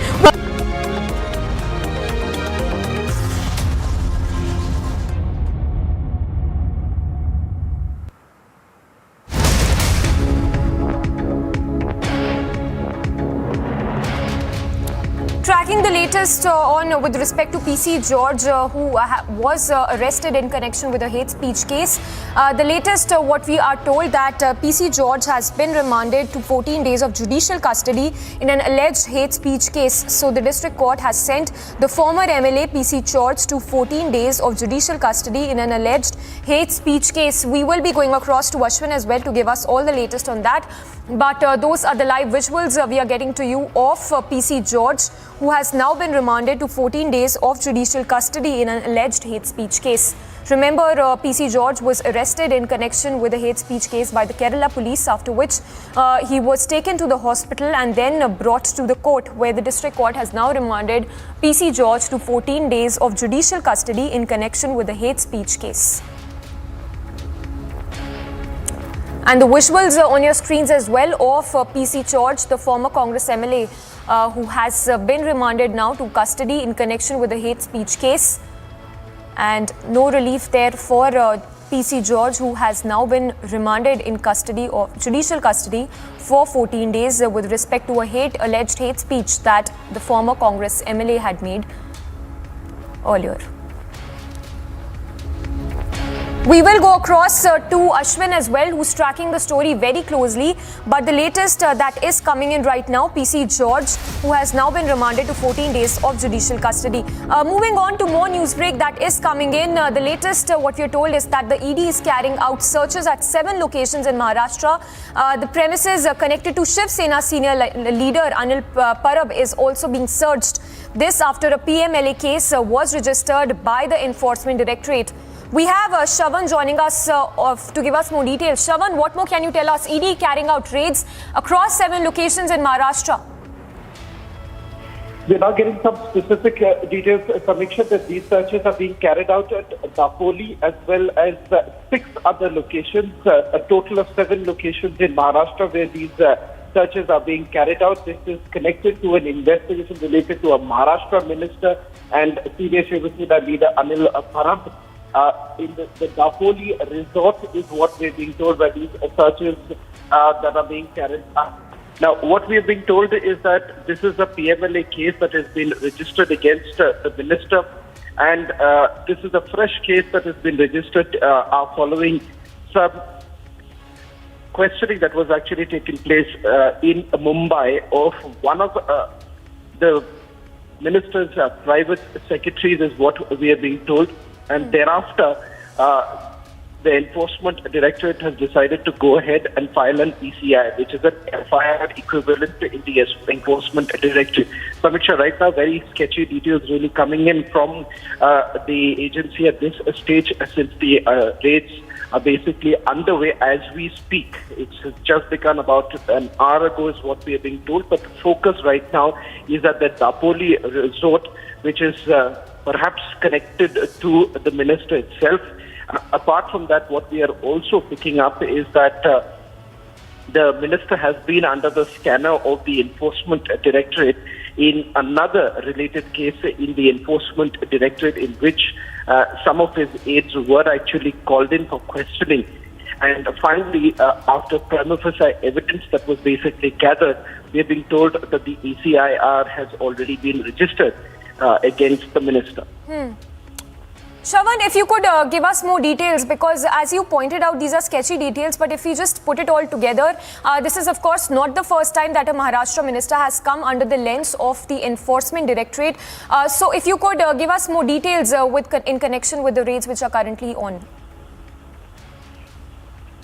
Well, Samiksha, as I was telling you, the very sketchy details have basically come in, and perhaps you're the first network to get details of the searches that are being carried out right now. All that we can confirm for our viewers is that these are massive searches that are being carried out by the Enforcement Directorate across various places in Maharashtra.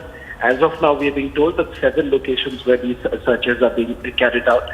Connected to Maharashtra Minister, Senior Leader of Shiva Sena, Anil Bhatt, is what we are being told. ECIR has already been registered in this particular matter. It's a PMLA case, a case of money laundering that has been registered by the Enforcement Directorate against the minister. In fact, the minister has also been named as an accused in this particular case. Important to point out, this is with regards to a case that has been earlier probed by the Enforcement Directorate following Anil Deshmukh's matter that was being probed by the Enforcement Directorate pertaining to bribery, as well as some corruption charges that were basically leveled against another minister of the Maharashtra government, that is Anil Deshmukh. Thereafter, we are also what we are picking up is that some of the close aides of Maharashtra Minister Anil Bhatt was actually called in for questioning by the Enforcement Directorate. Prima facie evidence that has also been gathered by the agency, and only after that an ECI was registered and the searches were basically carried out. Now, what's really important to point out here is that this has led to a massive war of words also in Maharashtra. Let's not forget that Maharashtra, the Mahavikas Aghadi government, has basically leveled direct allegations against the centre. So indeed, these are baseless allegations that have been leveled by the central agencies, and the central agencies are working at the behest of the centre. It's now become more of a political war between the centre and Mahavikas Aghadi government, given the fact that we have seen several of Mahavikas Aghadi government ministers who have come under the scanner, starting from Anil Deshmukh himself, who is currently in judicial custody in Mumbai, and he has also been arrested by the Enforcement Directorate. Thereafter, you had another senior minister of the Mahavikas Aghadi government, that is Malik, who has also been arrested by the Enforcement Directorate, and some very serious charges were actually leveled against Nawab Malik. That is with regards to the links with the T-Gang. Now, if you're talking about Anil Parab, who's come under the scanner of the enforcement directorate, let's not forget he's one of the tallest leaders of the Shiva Sena. He's considered to be someone who is close to some of the senior leadership of the Shiva Sena, and largely concerned as the go-to man as far as the Shiva Sena is concerned. So when the enforcement directorate is actually carrying out certain searches in this entire matter, it becomes extremely crucial because these are some very serious allegations that have been leveled. Perhaps we'll also have to wait for a reaction to come in from the Shiva Sena in a short while from now, given the fact that the searches are already underway. And also, let's not forget that we've had in another case where Sanjay Raut has also made it very clear that these are allegations that will not stand the scrutiny of the court. That has been the position that the Shiva Sena has taken in the past. But there has also been an open dare by the Shiva Sena saying that rather than fighting it through the central agencies, why doesn't the BJP really come on the ground and fight it with the Shiva Sena, which Shiva Sena feels that they are in a position to perhaps counter with the BJP when it comes to electorally, rather than using the central agencies. Now, the central agencies have certainly come under that kind of war of words between both sides. And Shravan, like you were pointing out that some close aides of Anil Parab have also been called in for questioning. If you could give us some more details on that. Well, as far as the close aides of Anil Parab is concerned, we are being told that while the enforcement directorate actually was investigating the matter connected to Anil Deshmukh, let's not forget that was a case about bribery. That was a case where allegations were leveled that Anil Deshmukh was receiving bribes for postings within the Mumbai police and the Maharashtra police.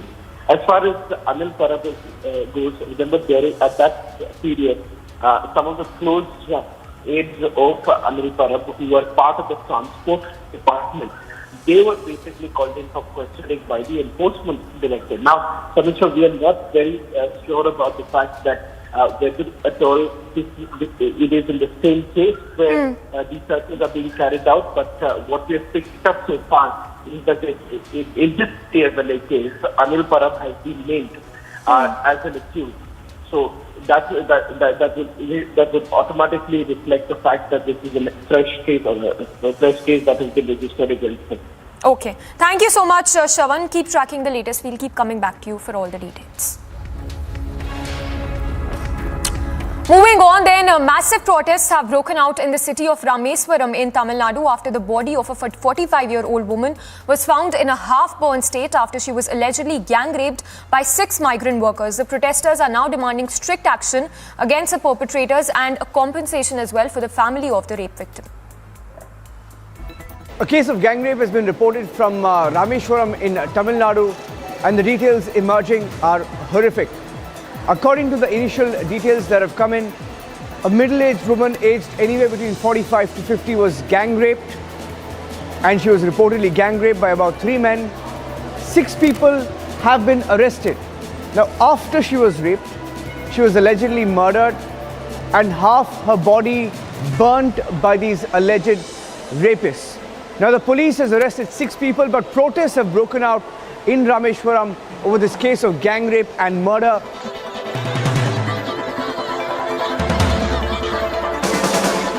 இந்த கோரிக்கையை அந்த தீவிரவாதிகளை குற்றவாளியாக்கி தூக்கு தண்டனை முதல் நாங்கள் கேட்டுக்கிறோம். அடுத்து இந்த குடும்பத்திற்கு கவர்மெண்ட் 1 கோடி ரூபாய்க்கு மேல் நிவாரணம் கொடுக்கணும். 3 பெண்கள் இருந்ததுக்கு அவங்களுக்கு தகுந்த நிவாரணம் கொடுக்கணும். We are hearing that the 6 people arrested by the police are from Odisha. They were migrants who were working in Rameswaram, and that to cover up the crime, they burnt half the body, including the face of this victim, a 45-year-old woman.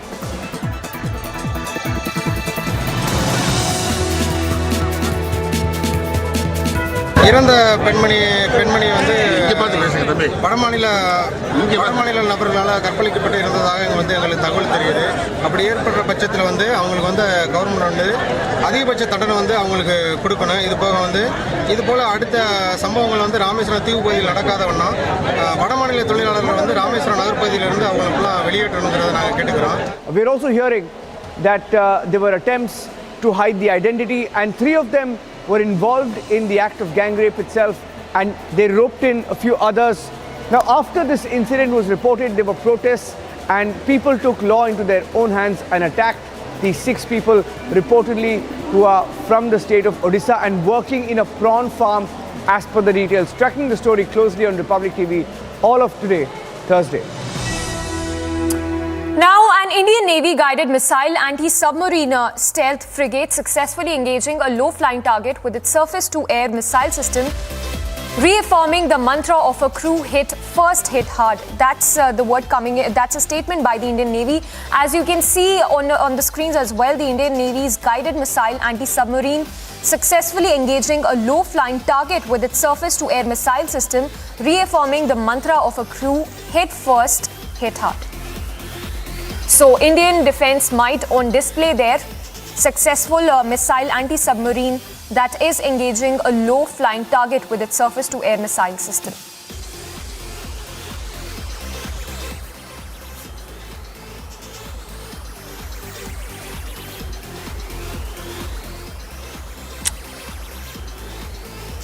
And that's the Indian Navy's guided missile anti-submarine stealth frigate that was successfully engaging a low-flying target with its surface-to-air missile system, which only reaffirms the mantra of a crew, which is hit first, hit hard.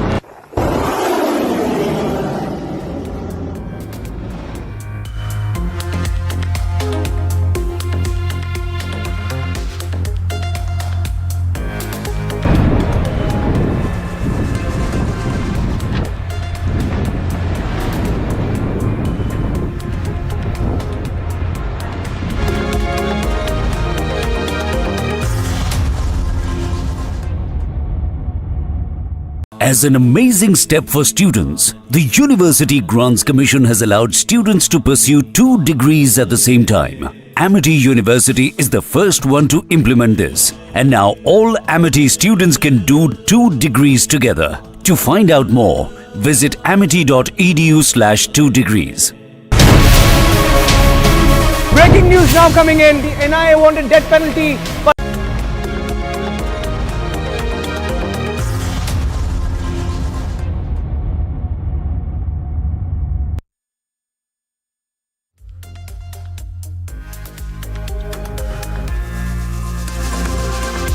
Welcome back. Now, Neymar Jr. attended the final of mini 5-5 tournament held under his name. He delighted his fans as well as the winners, who happened to be Brazilians, at a tournament that took place ahead of the FIFA World Cup later in the year.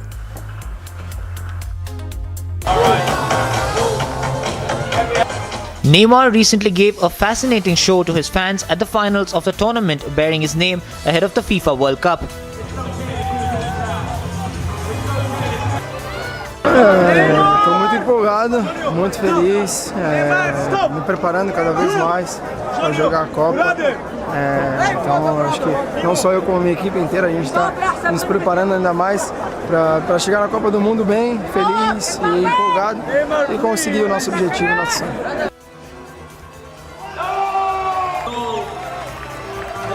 The footballer showcased his full range of flicks, tricks and goal-scoring skills while playing against the two winning teams at the Neymar Juniors 5 World Final event in Doha.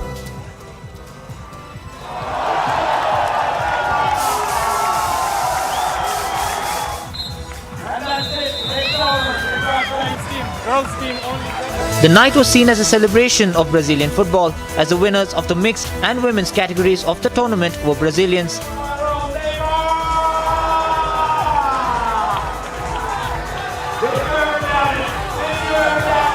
Foi muito gostoso, foi muito feliz jogar com as meninas, com os meninos, com todos os campeões, todos os finalistas.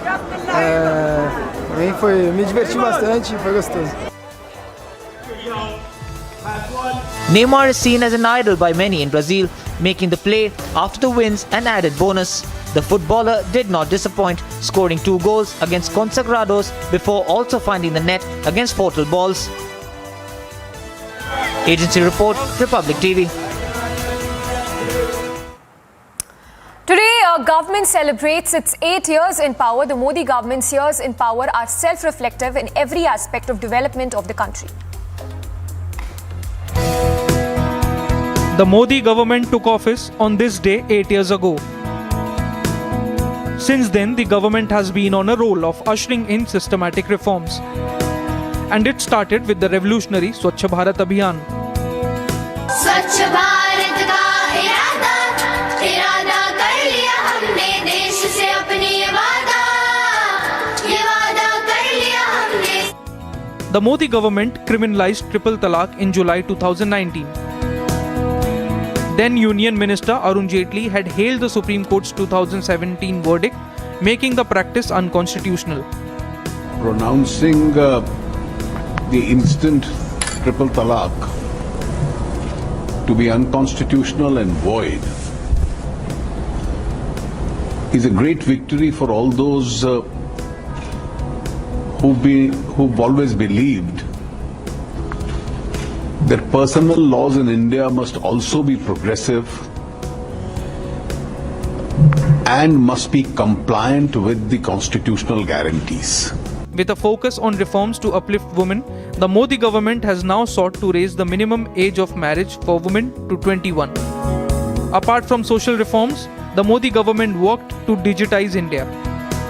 Launched in 2015, the program aimed to increase internet penetration across India. The Digital India initiative has now been coupled with the Gati Shakti Infrastructural Development Plan. The Gati Shakti Infrastructure Plan envisages integrating the development of infrastructural works in the country to a never-achieved level by entwining the cooperation of all concerned departments. Another reform has been that of financial inclusivity, sought to be achieved by the 2014 Jan Dhan Yojana. As of December 2021, over 44.23 crore Jan Dhan Yojana accounts hold rupees 1,50,939.36 crores. The PM Awas Yojana, which the Modi government has launched to provide affordable housing, has so far seen the completion of over 6 million houses. In 2019, the Modi government launched the Har Ghar Nal Se Jal Yojana to provide potable tap water to every doorstep in the country by 2024, including 192 million rural households. PM Modi's leadership has been hailed as transformative. In 8 years, the Modi government delivered on a much-awaited overhaul. The Modi government took to office today 8 years ago. At the center of Prime Minister Modi's development model was ushering in systemic reforms. It started with the very successful Swachh Bharat campaign, which found a lot of resonance among the public, became very successful in Tier 2 cities also. Not just that, back in 2019, social reforms were also brought in, criminalizing of a triple talaq, and thereafter increasing the marriage age of women to 21. Keeping all of this in mind, Prime Minister Modi with every passing year has essentially focused in bringing in key reforms that would essentially benefit all classes of the society. Bureau Report, Republic TV.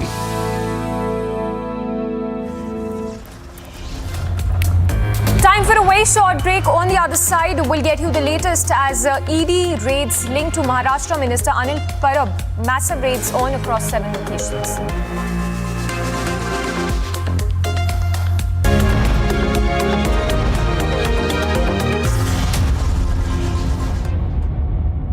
Pakistan में एक आदमी को lynch किया गया, वहाँ उन्होंने 6 आदमियों को फांसी दी और 1 दर्जन लोगों को उम्र कैद की सजा दी। यहाँ कितने इखलाक लिंच हो गए अभी तक? एक को क्या, बल्कि उनको तो हार पहनाए जाते हैं। यही फर्क है उस जुडिशरी और इस judiciary. Just for their vote bank, that they are giving statements which are pro to the Pakistani Stooges, and they are the least one to condemn any act of terror by the Pakistan and its proxies in the Kashmir Valley.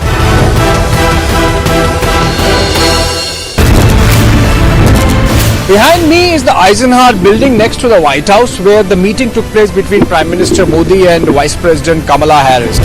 ये Khalistan protest जो है, Ghulam Nabi phi यहाँ पे मौजूद है और हमने इनको एक्सपोज कर दिया है.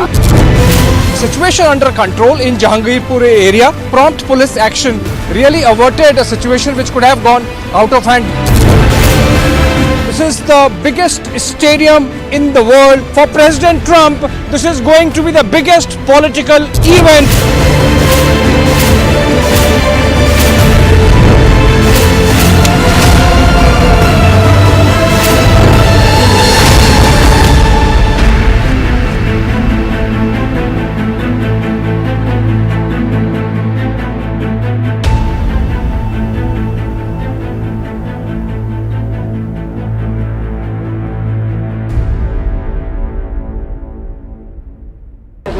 मई 16 मई को मैंने कांग्रेस पार्टी से त्याग पत्र दे दिया है.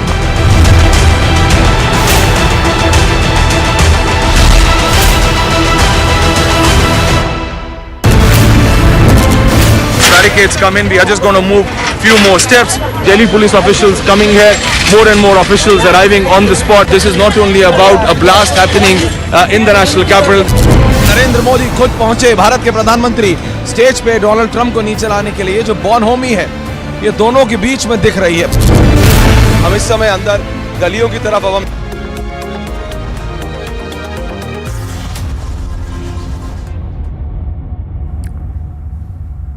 Getting in exclusive visuals of the steel bullets that have been recovered from the Pakistani terrorists. The steel bullets have been recovered from the foreign terrorists who have been killed, neutralized in a shootout with the security forces in the Kariri area of North Kashmir's Baramulla. So the visuals on your screens of the steel bullets that have been recovered from the Pakistani terrorists. And a lot of steel bullets, we are told, have been recovered, seized from these Pakistani terrorists from the shootout site. Also, we are told damage to the army vehicles was done due to the steel bullets. However, the vehicles were bulletproof, which is why not much damage was done. But the visuals on your screens of the steel bullets that were recovered from the Pakistani terrorists in a joint anti-terror operation that took place in Kashmir's Baramulla area.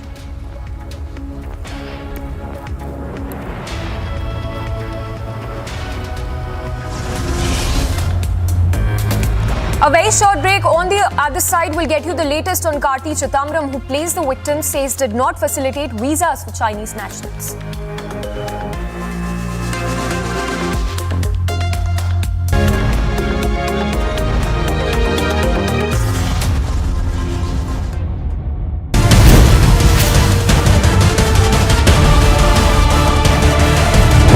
What is very, very important is that the court has noted that Yasin Malik engaged in violent terrorist activities. It was also said by the court that the government of India gave him a chance to do a reform, but then he in fact betrayed the government and still continued with the violent activities.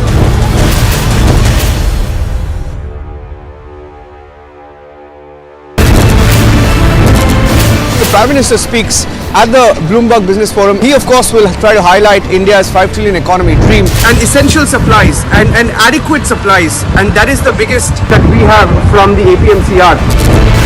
Raj Thackeray is not backing down, and supporters of Raj Thackeray have used the loudspeaker to send a message. They're trying to stop us from reporting. Today has picked up Arnab Goswami from his house, dragged him out, assaulted him physically. This is the Avigna Tower in Parel, Mumbai, where the fire was reported, and their entire effort has been to somehow cross down the flames.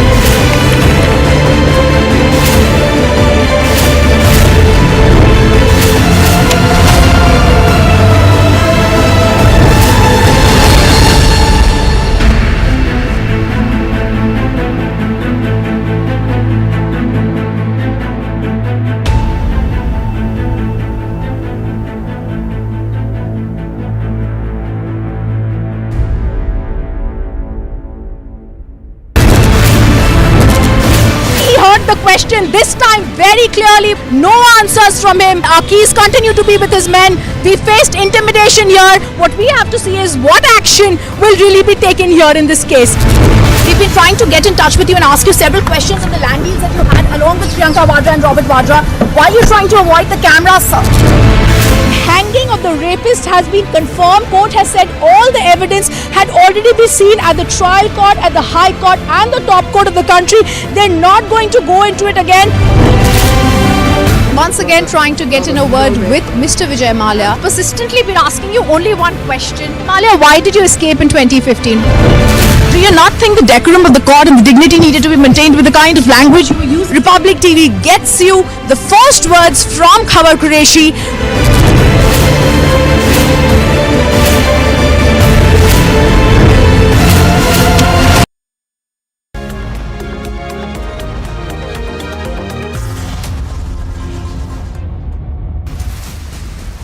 As terrorist Yasin Malik gets life imprisonment, terror group now seeks for justice, calls terrorists in Kashmir to block Amarnath Yatra, says pro-Khalistani supporters will help in blocking Amarnath Yatra. So, fresh threat by the SFJ after convict Yasin Malik was given life imprisonment by the Delhi court, and now terror group seeks for justice has called for terrorists in Kashmir to block the Amarnath Yatra, saying that pro-Khalistani supporters will help in blocking the Amarnath Yatra. So that's a fresh threat coming by the SFJ, the Khalistani terror group, saying that the terror group will be blocking the Amarnath Yatra. And this a day after Yasin Malik was given life imprisonment by the Delhi court.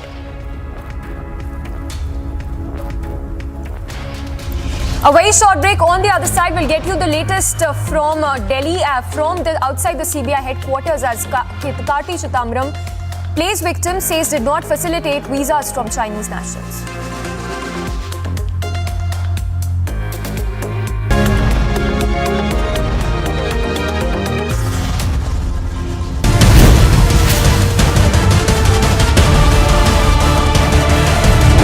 What is very, very important is that the court has noted that Yasin Malik engaged in violent terrorist activities. It was also said by the court that the government of India gave him a chance to do a reform, but then he in fact betrayed the government and still continued with the violent activities.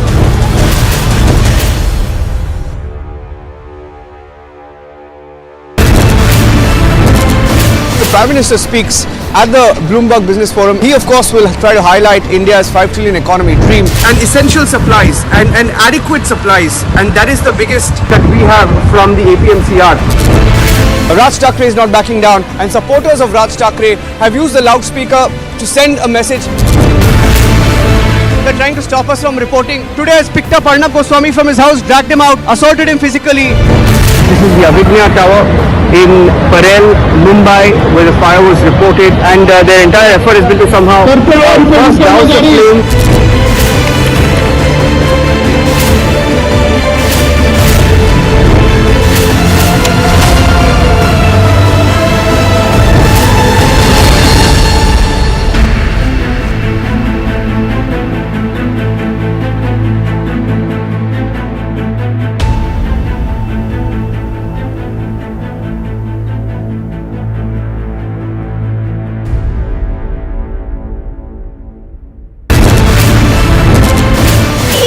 question, this time very clearly, no answers from him. Our keys continue to be with his men.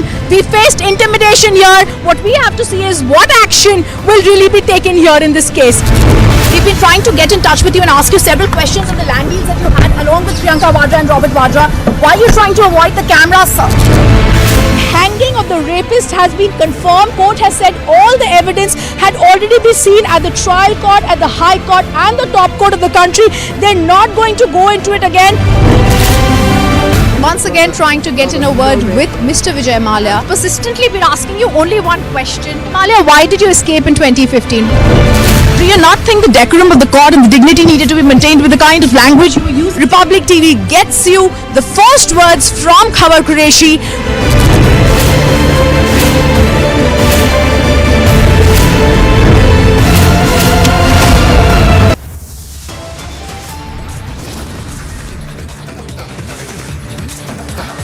ED raids linked to Maharashtra Minister Anil Parab. Massive raids across 7 locations. Congress leader's son Karthi Chidambaram grilled by CBI in mega Chinese visa scam.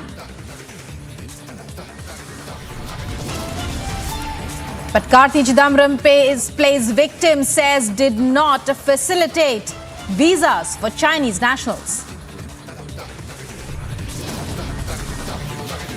Kerala hate speech case probe gets bigger. PC George remanded to 14 days custody.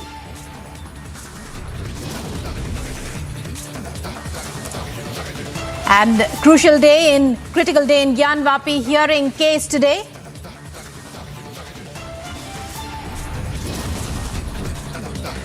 Justice for Amreen clamor grows after popular TV artist Amreen Bhatt and her nephew are shot by terrorists.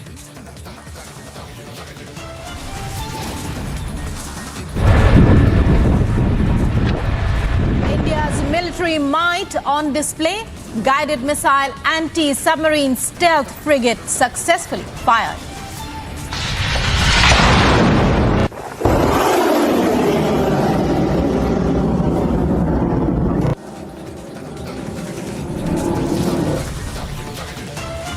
Union ministers to interact with scheme beneficiaries and gather feedback as Modi government marks 8 years today.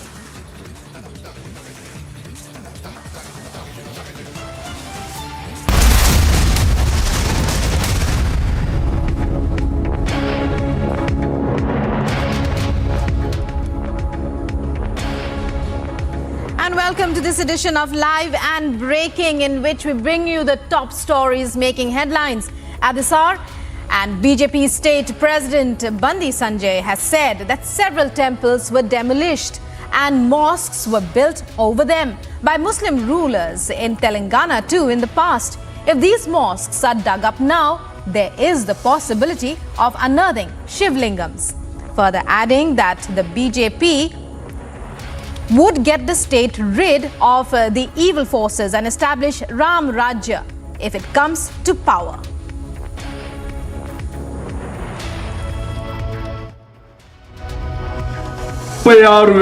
దేవాలయాలను ధ్వంసం చేసి 36,000 దేవాలయాలను ధ్వంసం చేసి మసీదులు కట్టినటువంటి దేశంలో భారతదేశం అంత దీన స్థితిలో హిందూ సమాజం ఉంది.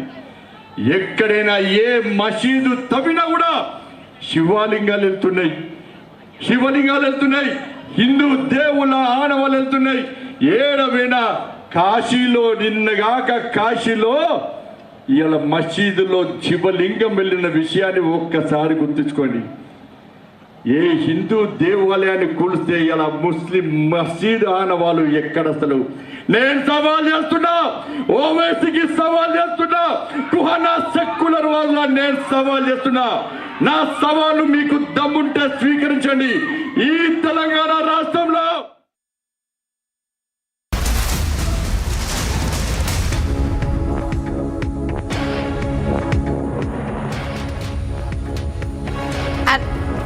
Breaking news now, a 35-year-old woman was killed and her 10-year-old nephew was injured after they were fired upon by terrorists in the Chadura area of central Kashmir's Budgam district on Wednesday. injuring the nephew in the attack. India now demands justice for Amreen.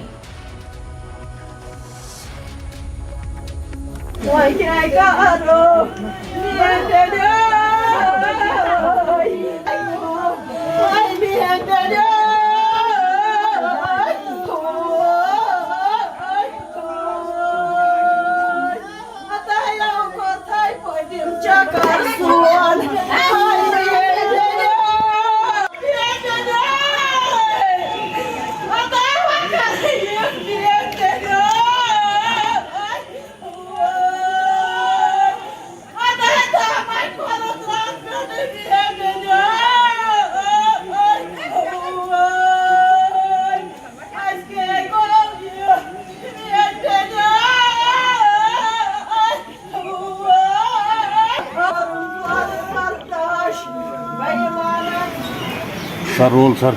आपका नाम? जुबैर अहमद। जुबैर साहब बताइए क्या हुआ कल? मैं actually नमाज़ पढ़ने के लिए गया था तो 2 बंदे आए थे। मेरी बीवी यहाँ पर गाय को दूध लेने गई थी, वो इस साइड में थे। तो अंदर से वो थी मेरी सिस्टर और मेरा बेटा है छोटा। तो 2 बंदे आ रहे हैं, वो कह रहा है कि 2 बंदे आए। उन्होंने बुलाया उसको, कहा कि हमारे आज बड़गाम में शूटिंग है, इधर देखो। वो तो गेट पे निकले उस दरवाजे पे, तो उन्होंने फायर खोला, वहाँ से फायर 2-3 मारा उनको, इतना ही बताया। फिर मैंने नमाज़ ख़त्म किया, तब तक वो भाग चुके थे। तो ये क्यों निकले उनके साथ जब उन्होंने बोला अनजान लड़के थे? नहीं, ये तो दूरदर्शन में काम करते थे, आते हैं जाते हैं दूरदर्शन के साथ। मैंने कहा शूटिंग है, इतना ही कहा उन्होंने, उन लड़कों ने। फिर से उन्होंने गोली मारी। तो आपको लगता है ये गलत हुआ है, धोखा हुआ है ना? गलत है। क्या बिगाड़ा था इस मौसम में? क्या बिगाड़ा? किसी के साथ इससे पहले कोई जाति नहीं थी, किसी के साथ दुश्मनी नहीं थी, क्या बिगाड़ा था? आप अपने दूरदर्शन वालों से पूछो, आप भी जानते होंगे उन्होंने इसको कौन सा बना किया। Arawat joining us now for the latest on this story. Arawat, when we talk about the Justice for Amreen campaign, well, what we are seeing here is our terrorists attacking innocent people who have a great influence on the lives of many others, whether they are family members or otherwise. Amreen Bhatt, a very popular actress there, and a little boy also shot at after we saw that attack on Saifullah Qadri and his daughter.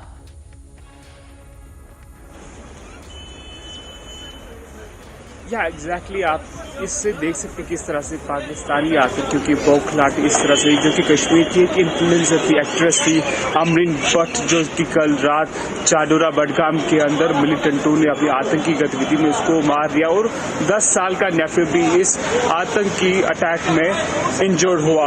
मैं आपको बताता चलूँ, ये कश्मीर में एक नई सोच लेके थी, एक नया कश्मीर का विजन लेके आगे बढ़ रही थी, अपनी रील्स बना रही थी, यूट्यूबर थी, काफी ज्यादा फैन फॉलोइंग कश्मीर घाटी में इनकी थी, लेकिन मिलिटेंटों को ये रास नहीं आया और इसको कल रात चाडोरा बडगाम के अंदर घर में जाके मिलिटेंटों ने इसकी हत्या कर ली। जी Right, Amreen shot dead last night. Meanwhile, what leads do the police have as far as investigations are concerned? The family now demanding justice. Also give us a sense of who Amreen leaves behind and the condition of her nephew as well. जो इसका नेफ्यू था उसकी condition अभी stable है, उसको कल देर रात तक हॉस्पिटल में ही ट्रीटमेंट के लिए रखा गया था। उसके बाद उसको घर जाने की इजाजत दी गई, डॉक्टर्स ने उनको प्रॉपर्ली ट्रीटमेंट किया और घर जाने के लिए कहा। हमारी पुलिस अधिकारी से भी बात हुई तो उनका यही कहना है कि हमने आइडेंटिफाई किया है 3 मिलिटेंट्स थे जिन्होंने इस आतंकी गतिविधि को अंजाम दिया है, जो कि इसके घर में आ गए। पहले इसके घर जाके उन्हें फ्रिस्किंग की किस तरह से, जो कि इसका नेफ्यू था उसको कहा गया है मिलिटेंटों के द्वारा कि अपनी मासी को बाहर बुलाओ। जैसे ही वो बाहर आ गई है उसके बाद मिलिटेंटों ने उस पर गोलियां चलाई और उसके डिफरेंट और मल्टीपल बुलेट शॉट्स किए। जैसे ही उसको हॉस्पिटल पहुंचाया गया तो वहां पे उसकी मौत हुई। अब इसकी फैमिली यही डिमांड कर रही है कि उनका कहना है कि आखिर कब तक यही कश्मीर घाटी में चलता रहेगा, आखिर कब तक इनोसेंट किलिंग्स को ऐसा ही मरना पड़ेगा। उनका यही कहना है कि हम जस्टिस चाहते हैं। जी Meanwhile, political reactions as far as political reactions are concerned, has anyone spoken out?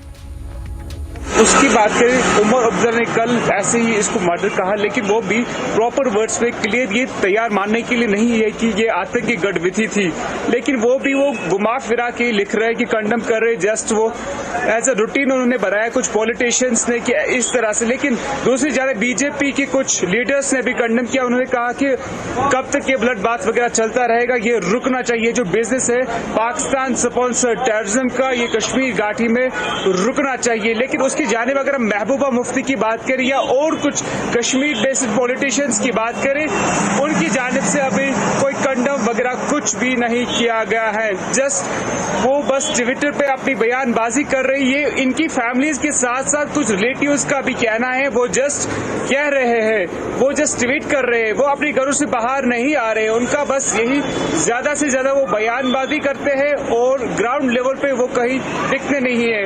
हम ऐसा भी कह सकते हैं कि ग्राउंड लेवल पे काफी ज्यादा लोगों में गुस्सा है, क्योंकि जो कश्मीर के पॉलिटिशियंस है वो ग्राउंड लेवल पे इसको कंडम नहीं करते हैं। जी। And when we talk about जी उनके फैमिली के बारे में अगर बात किया जाए, सोशल एक्टिविस्ट के बारे में, if you talk about social activist in the area, is there what are they saying? उनका रिएक्शंस क्या है? और व्हाट अबाउट लोकल पीपल, उनका क्या कहना है? Terrorist targeting everybody, nobody is safe in the valley. Exactly जैसे अगर हम बात करें लास्ट टाइम अगर राहुल भट्ट जो कि बडगाम के अंदर किंग, उसकी बात ही जो काफी कश्मीर के सोशल एक्टिविस्ट से या यूथ लीडर से वो भी काफी सहमाई हुए हैं। लेकिन उसके बाद भी अगर हम नॉर्थ कश्मीर टंगदार की बात करें, कल वहां पे भी एक उनको श्रद्धांजलि दी गई, सोशल एक्ट द्वारा एक प्रोटेस्ट वहां पे किया गया। वो उस प्रोटेस्ट में उनका यही मकसद था कि ये ब्लड बात जो बह रहा है कश्मीर में ये बंद होना चाहिए। जी। Right, Arawat, and today, well, we could see the last rites of Amreen being performed. What are her family? What is the reaction of her family members?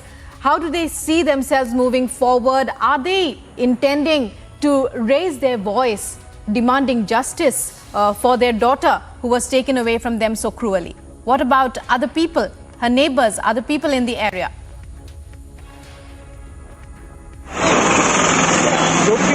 Neighbours से भी हमारी कहीं कुछ लोगों से बात की तो उनका ये कहना है ये हमारी जो घर में लड़कियां हैं उनके लिए एक इंस्पिरेशन थी, क्योंकि हमारे घर में कुछ लड़कियां ऐसी थी जो कॉपी कर रही थी सेम अमरीन भट्ट के लिए, वो भी एक रोल मॉडल उनके लिए बनी थी, लेकिन आखिर उसको टारगेट किया गया। हमारे घर में कुछ उनका नेबर्स का कहना है कि हमारे घर में कुछ छोटे बच्चे हैं जो कि इसकी रील्स देखते थे, या कश्मीर घाटी में और भी कुछ लोग हैं जो कि इसकी काफी बड़ी फैन फॉलोइंग थी, वो कल से सहमाए हुए हैं और वो चाहते हैं आज इसके साथ हुआ कल किसी और के साथ भी हुआ तो ये इसके जस्ट मिलना चाहिए। जो आतंकी इसमें इन्वॉल्व थे उनको जल्द से जल्द पकड़ा जाना चाहिए या उनको किसी मुठभेड़ में जल्द से जल्द मार देना चाहिए। फिलहाल यही डिमांड है वहाँ की नेबर्स की और उनके घर वालों की। जी। Well, Arawat, stay with us. We'll be back with you shortly. Let's listen in to some reactions coming in on the brutal killing of Amreen Bhatt. देखिए ये जो कायर है इनमें हिम्मत नहीं है कि हमारी सेना हमारे सिक्योरिटी फोर्सेस से लड़ सकें। ये भाग रहे हैं, ये भगौड़े हैं, लेकिन पाकिस्तान से जब भी प्रेशर आता है तो जो उनके पिट्ठों की तरह ये एक्ट करते हैं और मारे भी जाते हैं। और आज इतनी जो है एक इतने घटिया इन्होंने हरकत की है कायरों की कि एक लड़की अफरीन जो आर्टिस्ट थी उसको तो मार दिया और उसके साथ छोटे बच्चे को जो है जख्मी कर दिया। इसी तरीके से 2 दिन पहले एक पुलिस वाले अफसर को मारा और उसके बच्चे को जख्मी कर दिया। और वो लोग हैं जो जिनके लिए ये क्लेम करते हैं कि हम उनके लिए काम कर रहे हैं, कश्मीरियों के लिए, कश्मीरी मुस्लिम्स के लिए, और उन्हीं को मार रहे हैं। ये इनकी डेस्परेशन है, इनकी फ्रस्ट्रेशन है। और आप देखेंगे कि अल्टीमेटली ये लोग जो जिन्होंने किया है उनको पकड़ा जाएगा और उनको उनके निज़ाम तक पहुंचाया जाएगा, उनको इस धरती से जो है विदा किया जाएगा, ये बिल्कुल स्पष्ट है। And going back once again to our correspondent Arawat, who's covering this story, even as heartrending scenes coming in live from Amreen Bhatt's family home. Her funeral will be performed today. Arawat, tell us about the kind of atmosphere, even as, well, this is the latest in a series of targeted killings. We saw how Rahul Bhatt was targeted and killed in his office. We saw how a police officer returning home for the holidays was killed, his daughter also shot at. And now we are seeing Amreen Bhatt. Well, what is happening? No one is safe in the valley.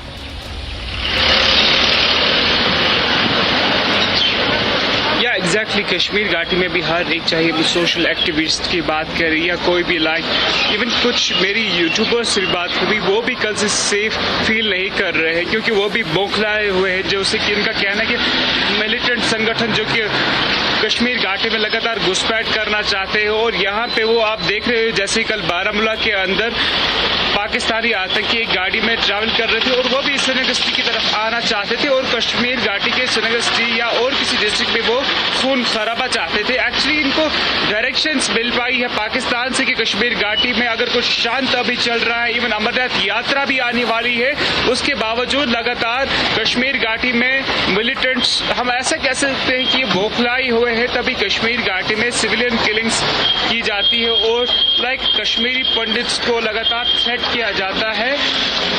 Ji. Also, Rawat, coming so soon after, coming on the exact day, in fact, when Yasin Malik received his quantum of sentence, that is also, cannot be brushed off as not being a coincidence. Many thanks, Rawat, for joining us there.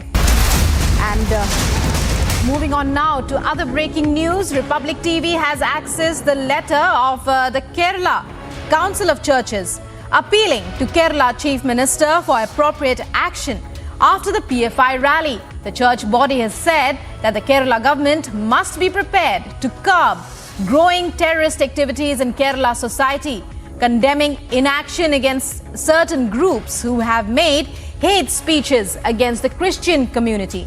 The church questioned the police's indifference towards taking action. The letter further stated that despite using a child to raise slogans, going across to our correspondent Ashwin now. Ashwin, Kerala churches now speaking out, appealing to the Chief Minister to take action. Will he act now? What are your sources telling you about this latest development? The KCC, known as Kerala's, the Kerala Council of Churches, is a body which comprises of nearly 40% of the population of Christians. Now, which includes the Malankara Orthodox Syrian Christian, the Jacobite Syrian Christian, the Malankara Marthoma Syrian Christian, and the CSI. Now, this an organization which has started in 1940, has a huge following among the Christian, that is the 40% of Christians in Kerala. They have written a letter to Chief Minister on 25th of May stating that they are worried about the affairs of the state. They're saying that a child had raised an open call to killing, and this is threatening the Christian community, number one. They've also stated that if the government is partisan, because they have categorically stated in the letter, when a Christian priest talks to their own people in a private manner, there are a lot of cases that are registered against him, and that goes viral, and that strict action is taken. But when a child has done something so shocking, despite that the action seems to be partisan. This is the word that And Prakash, Ashwin, we have Prakash Thomas with us joining. He is the General Secretary of the KCC. Many thanks, Mr. Prakash, for speaking with Republic TV. When we talk about the appeal that the KCC has put forward, we'd like you to elaborate more on the KCC's stand over the entire issue, and also what are you appealing for?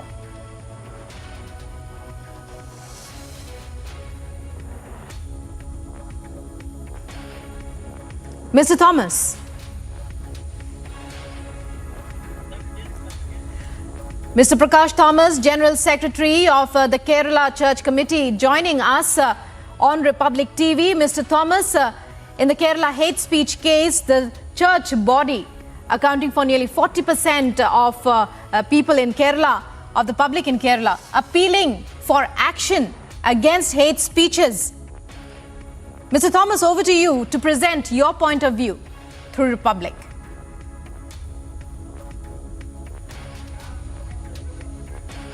Ashwin, coming back to you once again, we were just trying to connect, we are still trying to connect to KCC General Secretary, Mr. Prakash Thomas. But when we talk,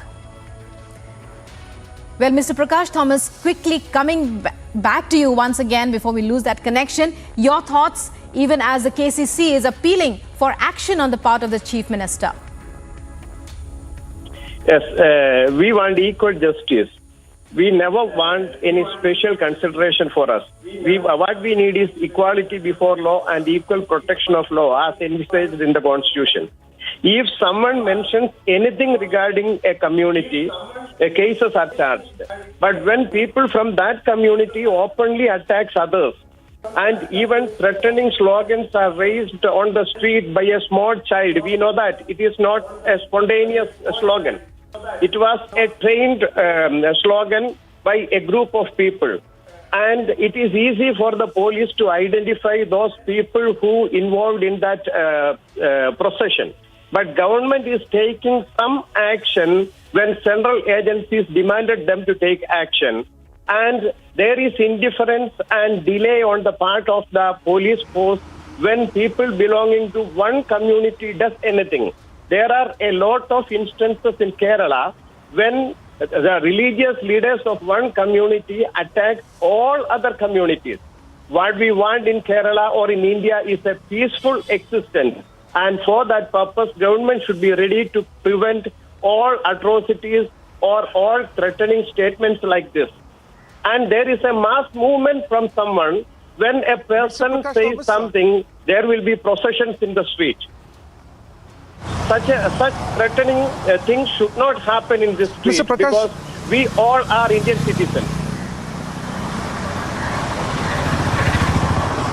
Hello? Mr. Prakash Thomas, you also mentioned in the letter that Mr. Prakash Thomas, if you can hear me, you had also mentioned in the letter that the state must monitor the government-aided schools.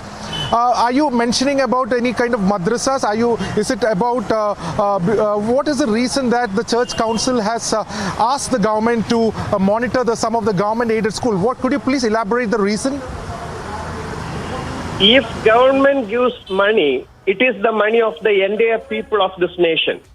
So in such institutions, what happens should be transparent.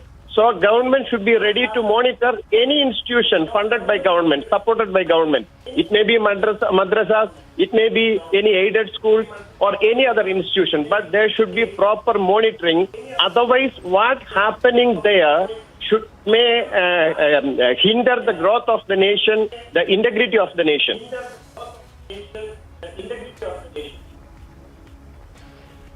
Well, Prakash Thomas ji, many thanks for speaking with Republic TV. And also, Ashwin, well, you keep your eyes on that story as the Kerala hate speech probe case gets bigger. Many thanks to both Mr. Thomas as well as Ashwin. And time now for a short break. Coming up next, Kerala hate speech case probe gets bigger. PC George remanded to 14 days custody.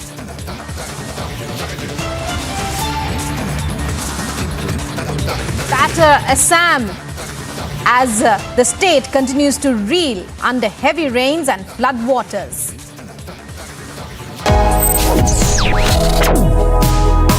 Reading allows us to become familiar with ourselves. We don't read, we won't know what is knowledge. I just find it very interesting to know people's lives, how they went through certain situations, how they dealt with things. So wherever you want to go in life, if you read books along those lines, then that would really help you in growing. Reading could mean a million different things to every individual. What does it mean to you? Visit readindia.info to find out more. big raids that are being carried out by the Central Bureau of Investigation. RJD levels allegations of revenge politics. This mass graveyard in Bucha bears testimony to the brutal acts of the Russian troops. Republic TV did a week-long investigation into the operations of the Khalistani movement here in Britain. Blatant violations that were carried out just a day before the fire. Did they really not feel the importance to inform the BMC? Republic Media Network's SIT decided to expose the dirty nexus between politics and a murky Ponzi scheme.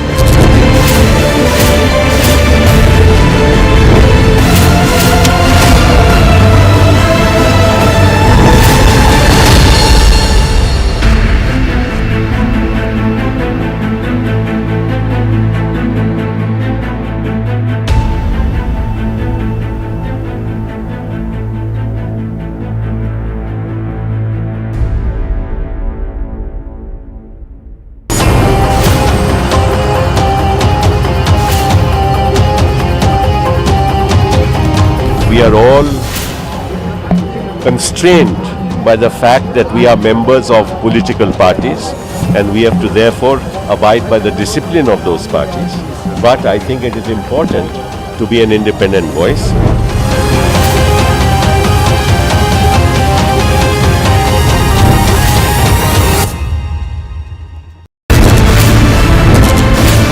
मोटे मोटे पत्थर फेंके गए। कल देर शाम किस तरह से हिंसा हुई है दिल्ली में, काला दिवस की कॉल को कश्मीर के लोग इसे सिरे से खारिज करते हैं, रिजेक्ट करते हैं। दिल्ली को न जलने देंगे और न ही सुलगने देंगे। एक एक तस्वीर दिल्ली से। किसान नेताओं किसान आंदोलन को यहां पर खत्म करेंगे, ये बड़ा सवाल है। The ongoing debate on the shivling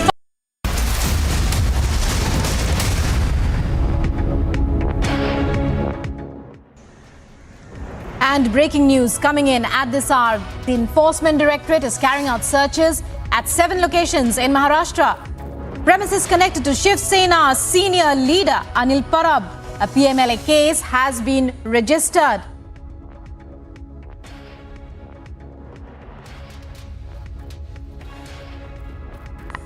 And Alisha joins us with the latest update on the ED raids linked to Maharashtra Minister Anil Parab.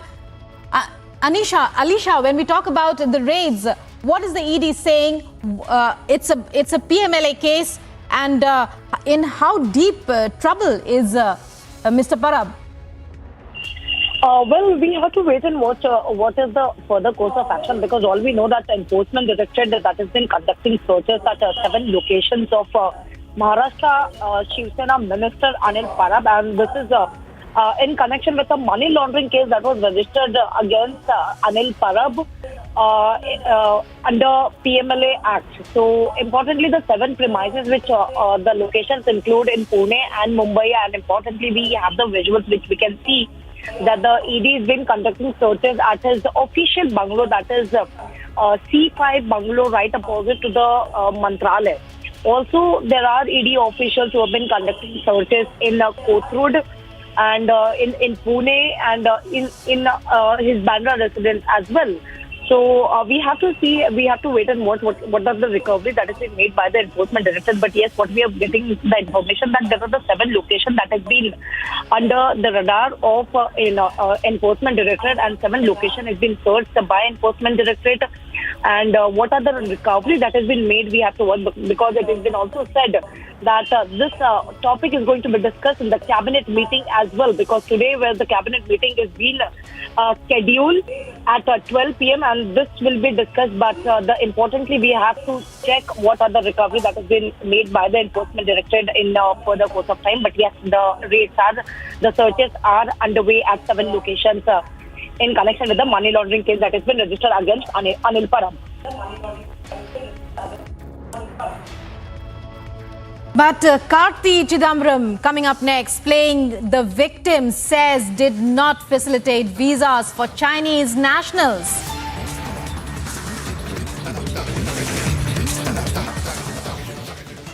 As an amazing step for students, the University Grants Commission has allowed students to pursue 2 degrees at the same time. Amity University is the first one to implement this. And now all Amity students can do 2 degrees together. To find out more, visit amity.edu/2degrees.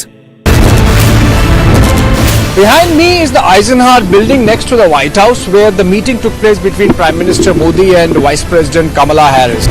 ये Khalistan protest जो है, Ghulam Nabi phi यहाँ पे मौजूद है और हमने इनको एक्सपोज कर दिया है. Situation under control in Jahangirpur area. Prompt police action really averted a situation which could have gone out of hand. This is the biggest stadium in the world. For President Trump, this is going to be the biggest political event.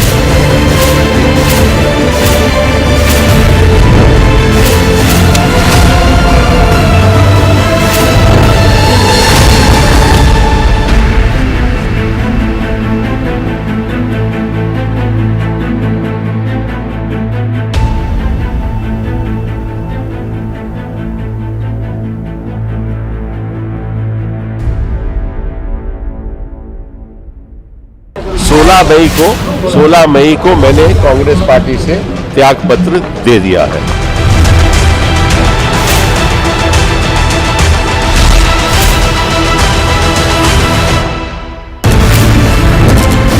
Barricades come in, we are just going to move few more steps. Delhi police officials coming here, more and more officials arriving on the spot. This is not only about a blast happening in the national capital.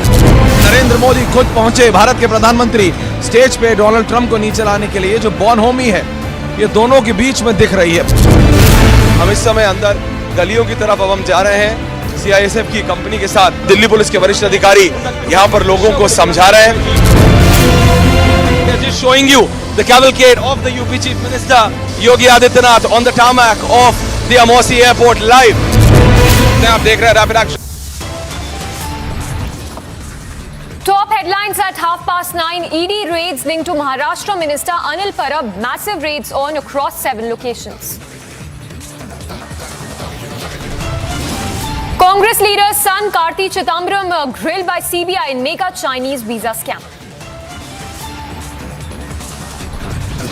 But Karthi Chidambaram plays victim, says did not facilitate visas for Chinese nationals. Kerala hate speech probe gets bigger. PC George remanded to 14-day judicial custody. Varanasi District Court to begin hearing the maintainability of Gyanvapi plea today. Justice for Amreen clamor grows after popular TV artist Amreen Bhatt and her nephew shot at by terrorists.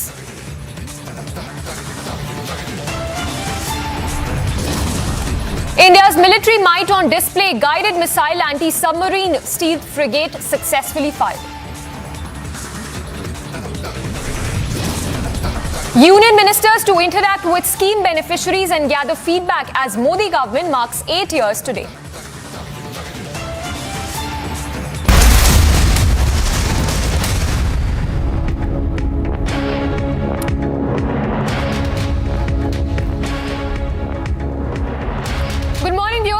Tuning in straight away, starting with some breaking news coming in from Karnataka, where the VHP top brass has now demanded survey of the Jama Masjid in Mangaluru that must be done under judicial supervision. So that's the demand of the VHP.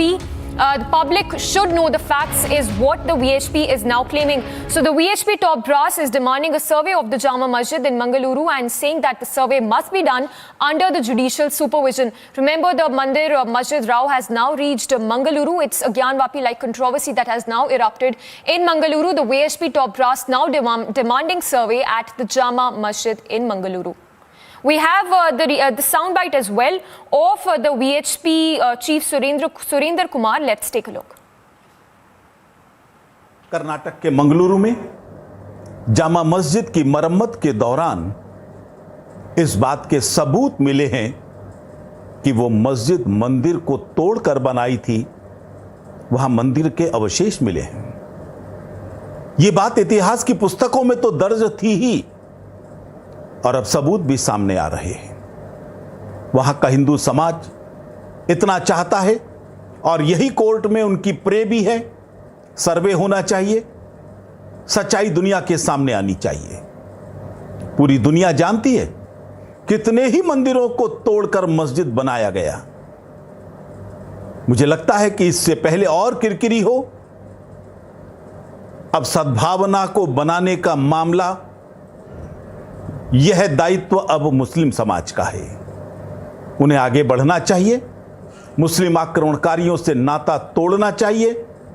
जिसको बार बार गंगा जमुनी तहजीब की कही जाती है, अब उस तहजीब को सिद्ध करने का अवसर उनका है। आगे बढ़ें और कहें, हां वहां मंदिर है, उसको तोड़कर मस्जिद बनाई थी, हम वो मंदिर हिंदू समाज के हवाले करते हैं। मुझे लगता है इससे सद्भावना की एक ऐसी पहल होगी जो पूरे देश ही नहीं संपूर्ण विश्व में एक उदाहरण बन सकती है, एक मिसाल बन सकती है। And Sagai is also joining us live from Mangaluru. Sagai, that's another controversy there that has erupted in Mangaluru. The VHP now demanding the survey of the Jama Masjid in Mangaluru. Tell us more. Absolutely. The chief of Vishwa Hindu Parishad, Surendra Kumar Jain, who had released a video on social media, has requested a similar kind of survey should be done, which has happened in Gyanvapi, where there should be competent authority which should do a survey of the entire mosque in Malali area. Remember, when the renovation started in Madhuri Juma Masjid in Malali, Mangalore, they had found Hindu kind of structure, pillars and many other architecture in the mosque. And subsequently, now there was a puja which was conducted yesterday of Tambula Puja, Tambula Prashne, and they found out that there was a divine power in that particular locality. And even yesterday, Vishwa Hindu Parishad Secretary Sharan Pompella, as well as the local MLA, also demanded that there should be a survey should be done. And now the VHP chief echoed the same voice. Well, thank you, Sagai, for the moment. We'll keep coming back to you as you track all the latest on that story.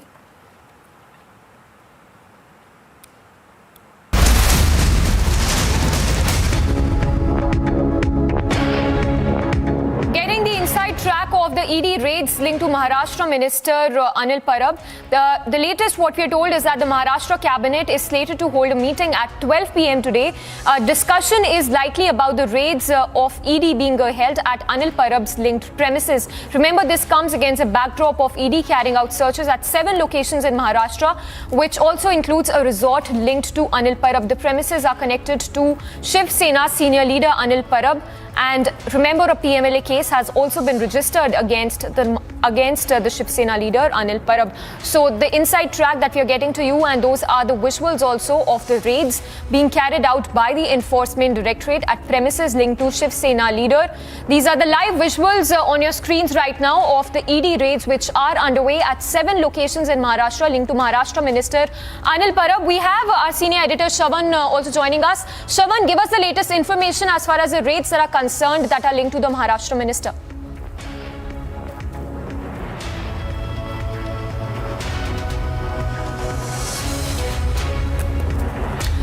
Well, Shravan, if you can hear us, if you could give us the latest on the ED raids being carried out linked to the Maharashtra minister Anil Parab.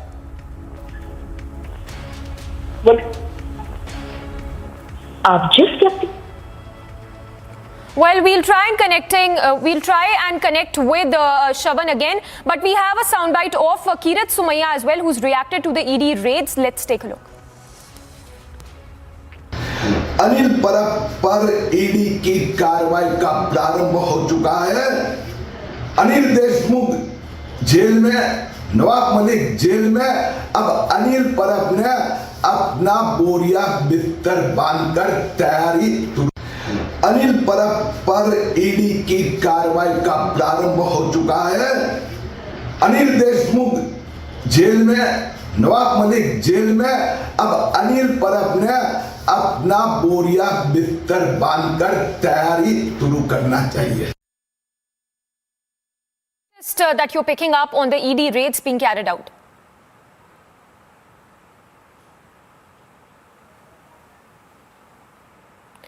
Well, we'll try and connect with Shavan again, but those are the live visuals we are getting to you right now of the ED raids which are currently on in 7 locations linked to Maharashtra Minister Anil Parab. The raids are being carried out in 7 locations, which also includes a resort. Now, this is in connection to a PMLA case that has also been registered against the Maharashtra Minister Anil Parab. The latest, what we are told, is that the Maharashtra cabinet is slated to meet at 12 p.m. today, and this is in most likely connected to the ED raids that are currently underway at 7 locations in Maharashtra.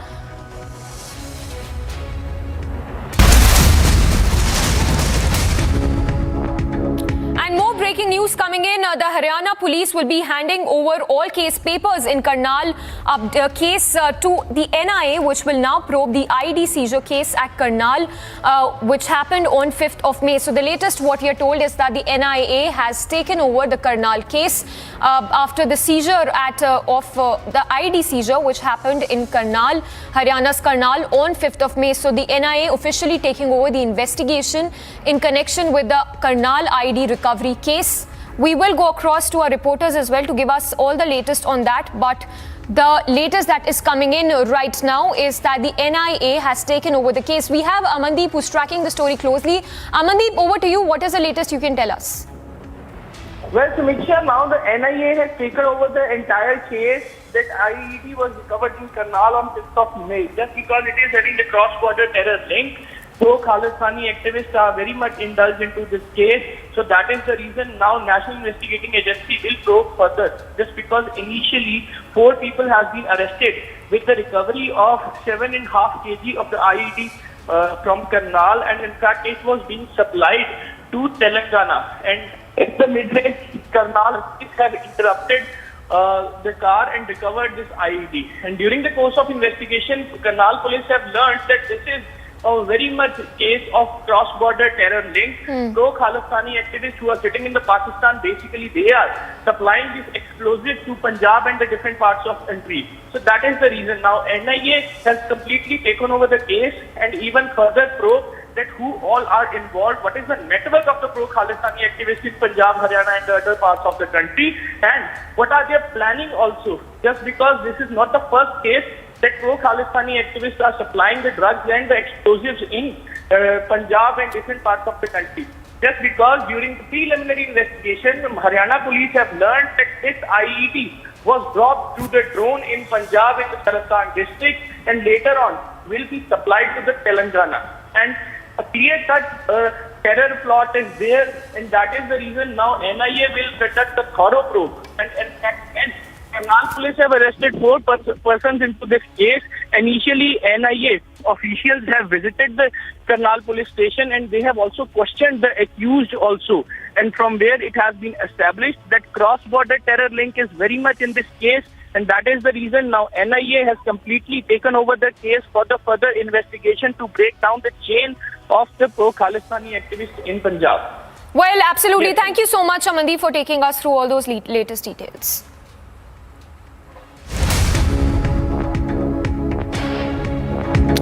And tracking all the latest that is coming in from JNK after Amreen Bhatt was shot dead last night.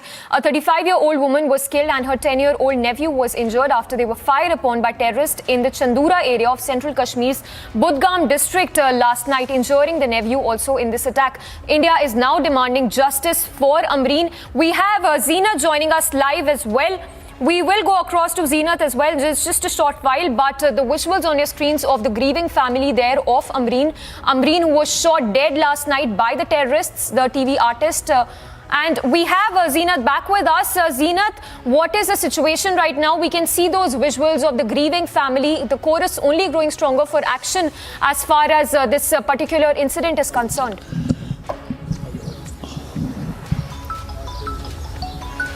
See, as far as the Budgam incident is concerned, and this has happened in the Chadora of Budgam, where a terrorist, 3 in number, the elite terrorist, barged into the residence of the Amreen. She was asked to come out because the nephew was standing outside the gate of the residence. First, the terrorist tried to approach this 9-year-old boy and asked him to tell the Masi, his aunt, to come out. Some guests have come to see her. When she came out, and the bullets were pumped into her chest. In fact, she died on the spot, but for the formality, she was taken to the hospital where she was declared brought dead. Meanwhile, we also are witnessing that a 9-year-old boy has received the bullet injuries and also a fracture in his arm, and he has been shifted to the Bone and Joint Hospital in Srinagar. Police is investigating the case, and meanwhile, the 3 local terrorists, also 1 foreign terrorist is involved in the terror crime that has happened in Budgam. If you look at the picture in the last 13 to 14 days, we are seeing the 2 killings in the Budgam district in the same way. First was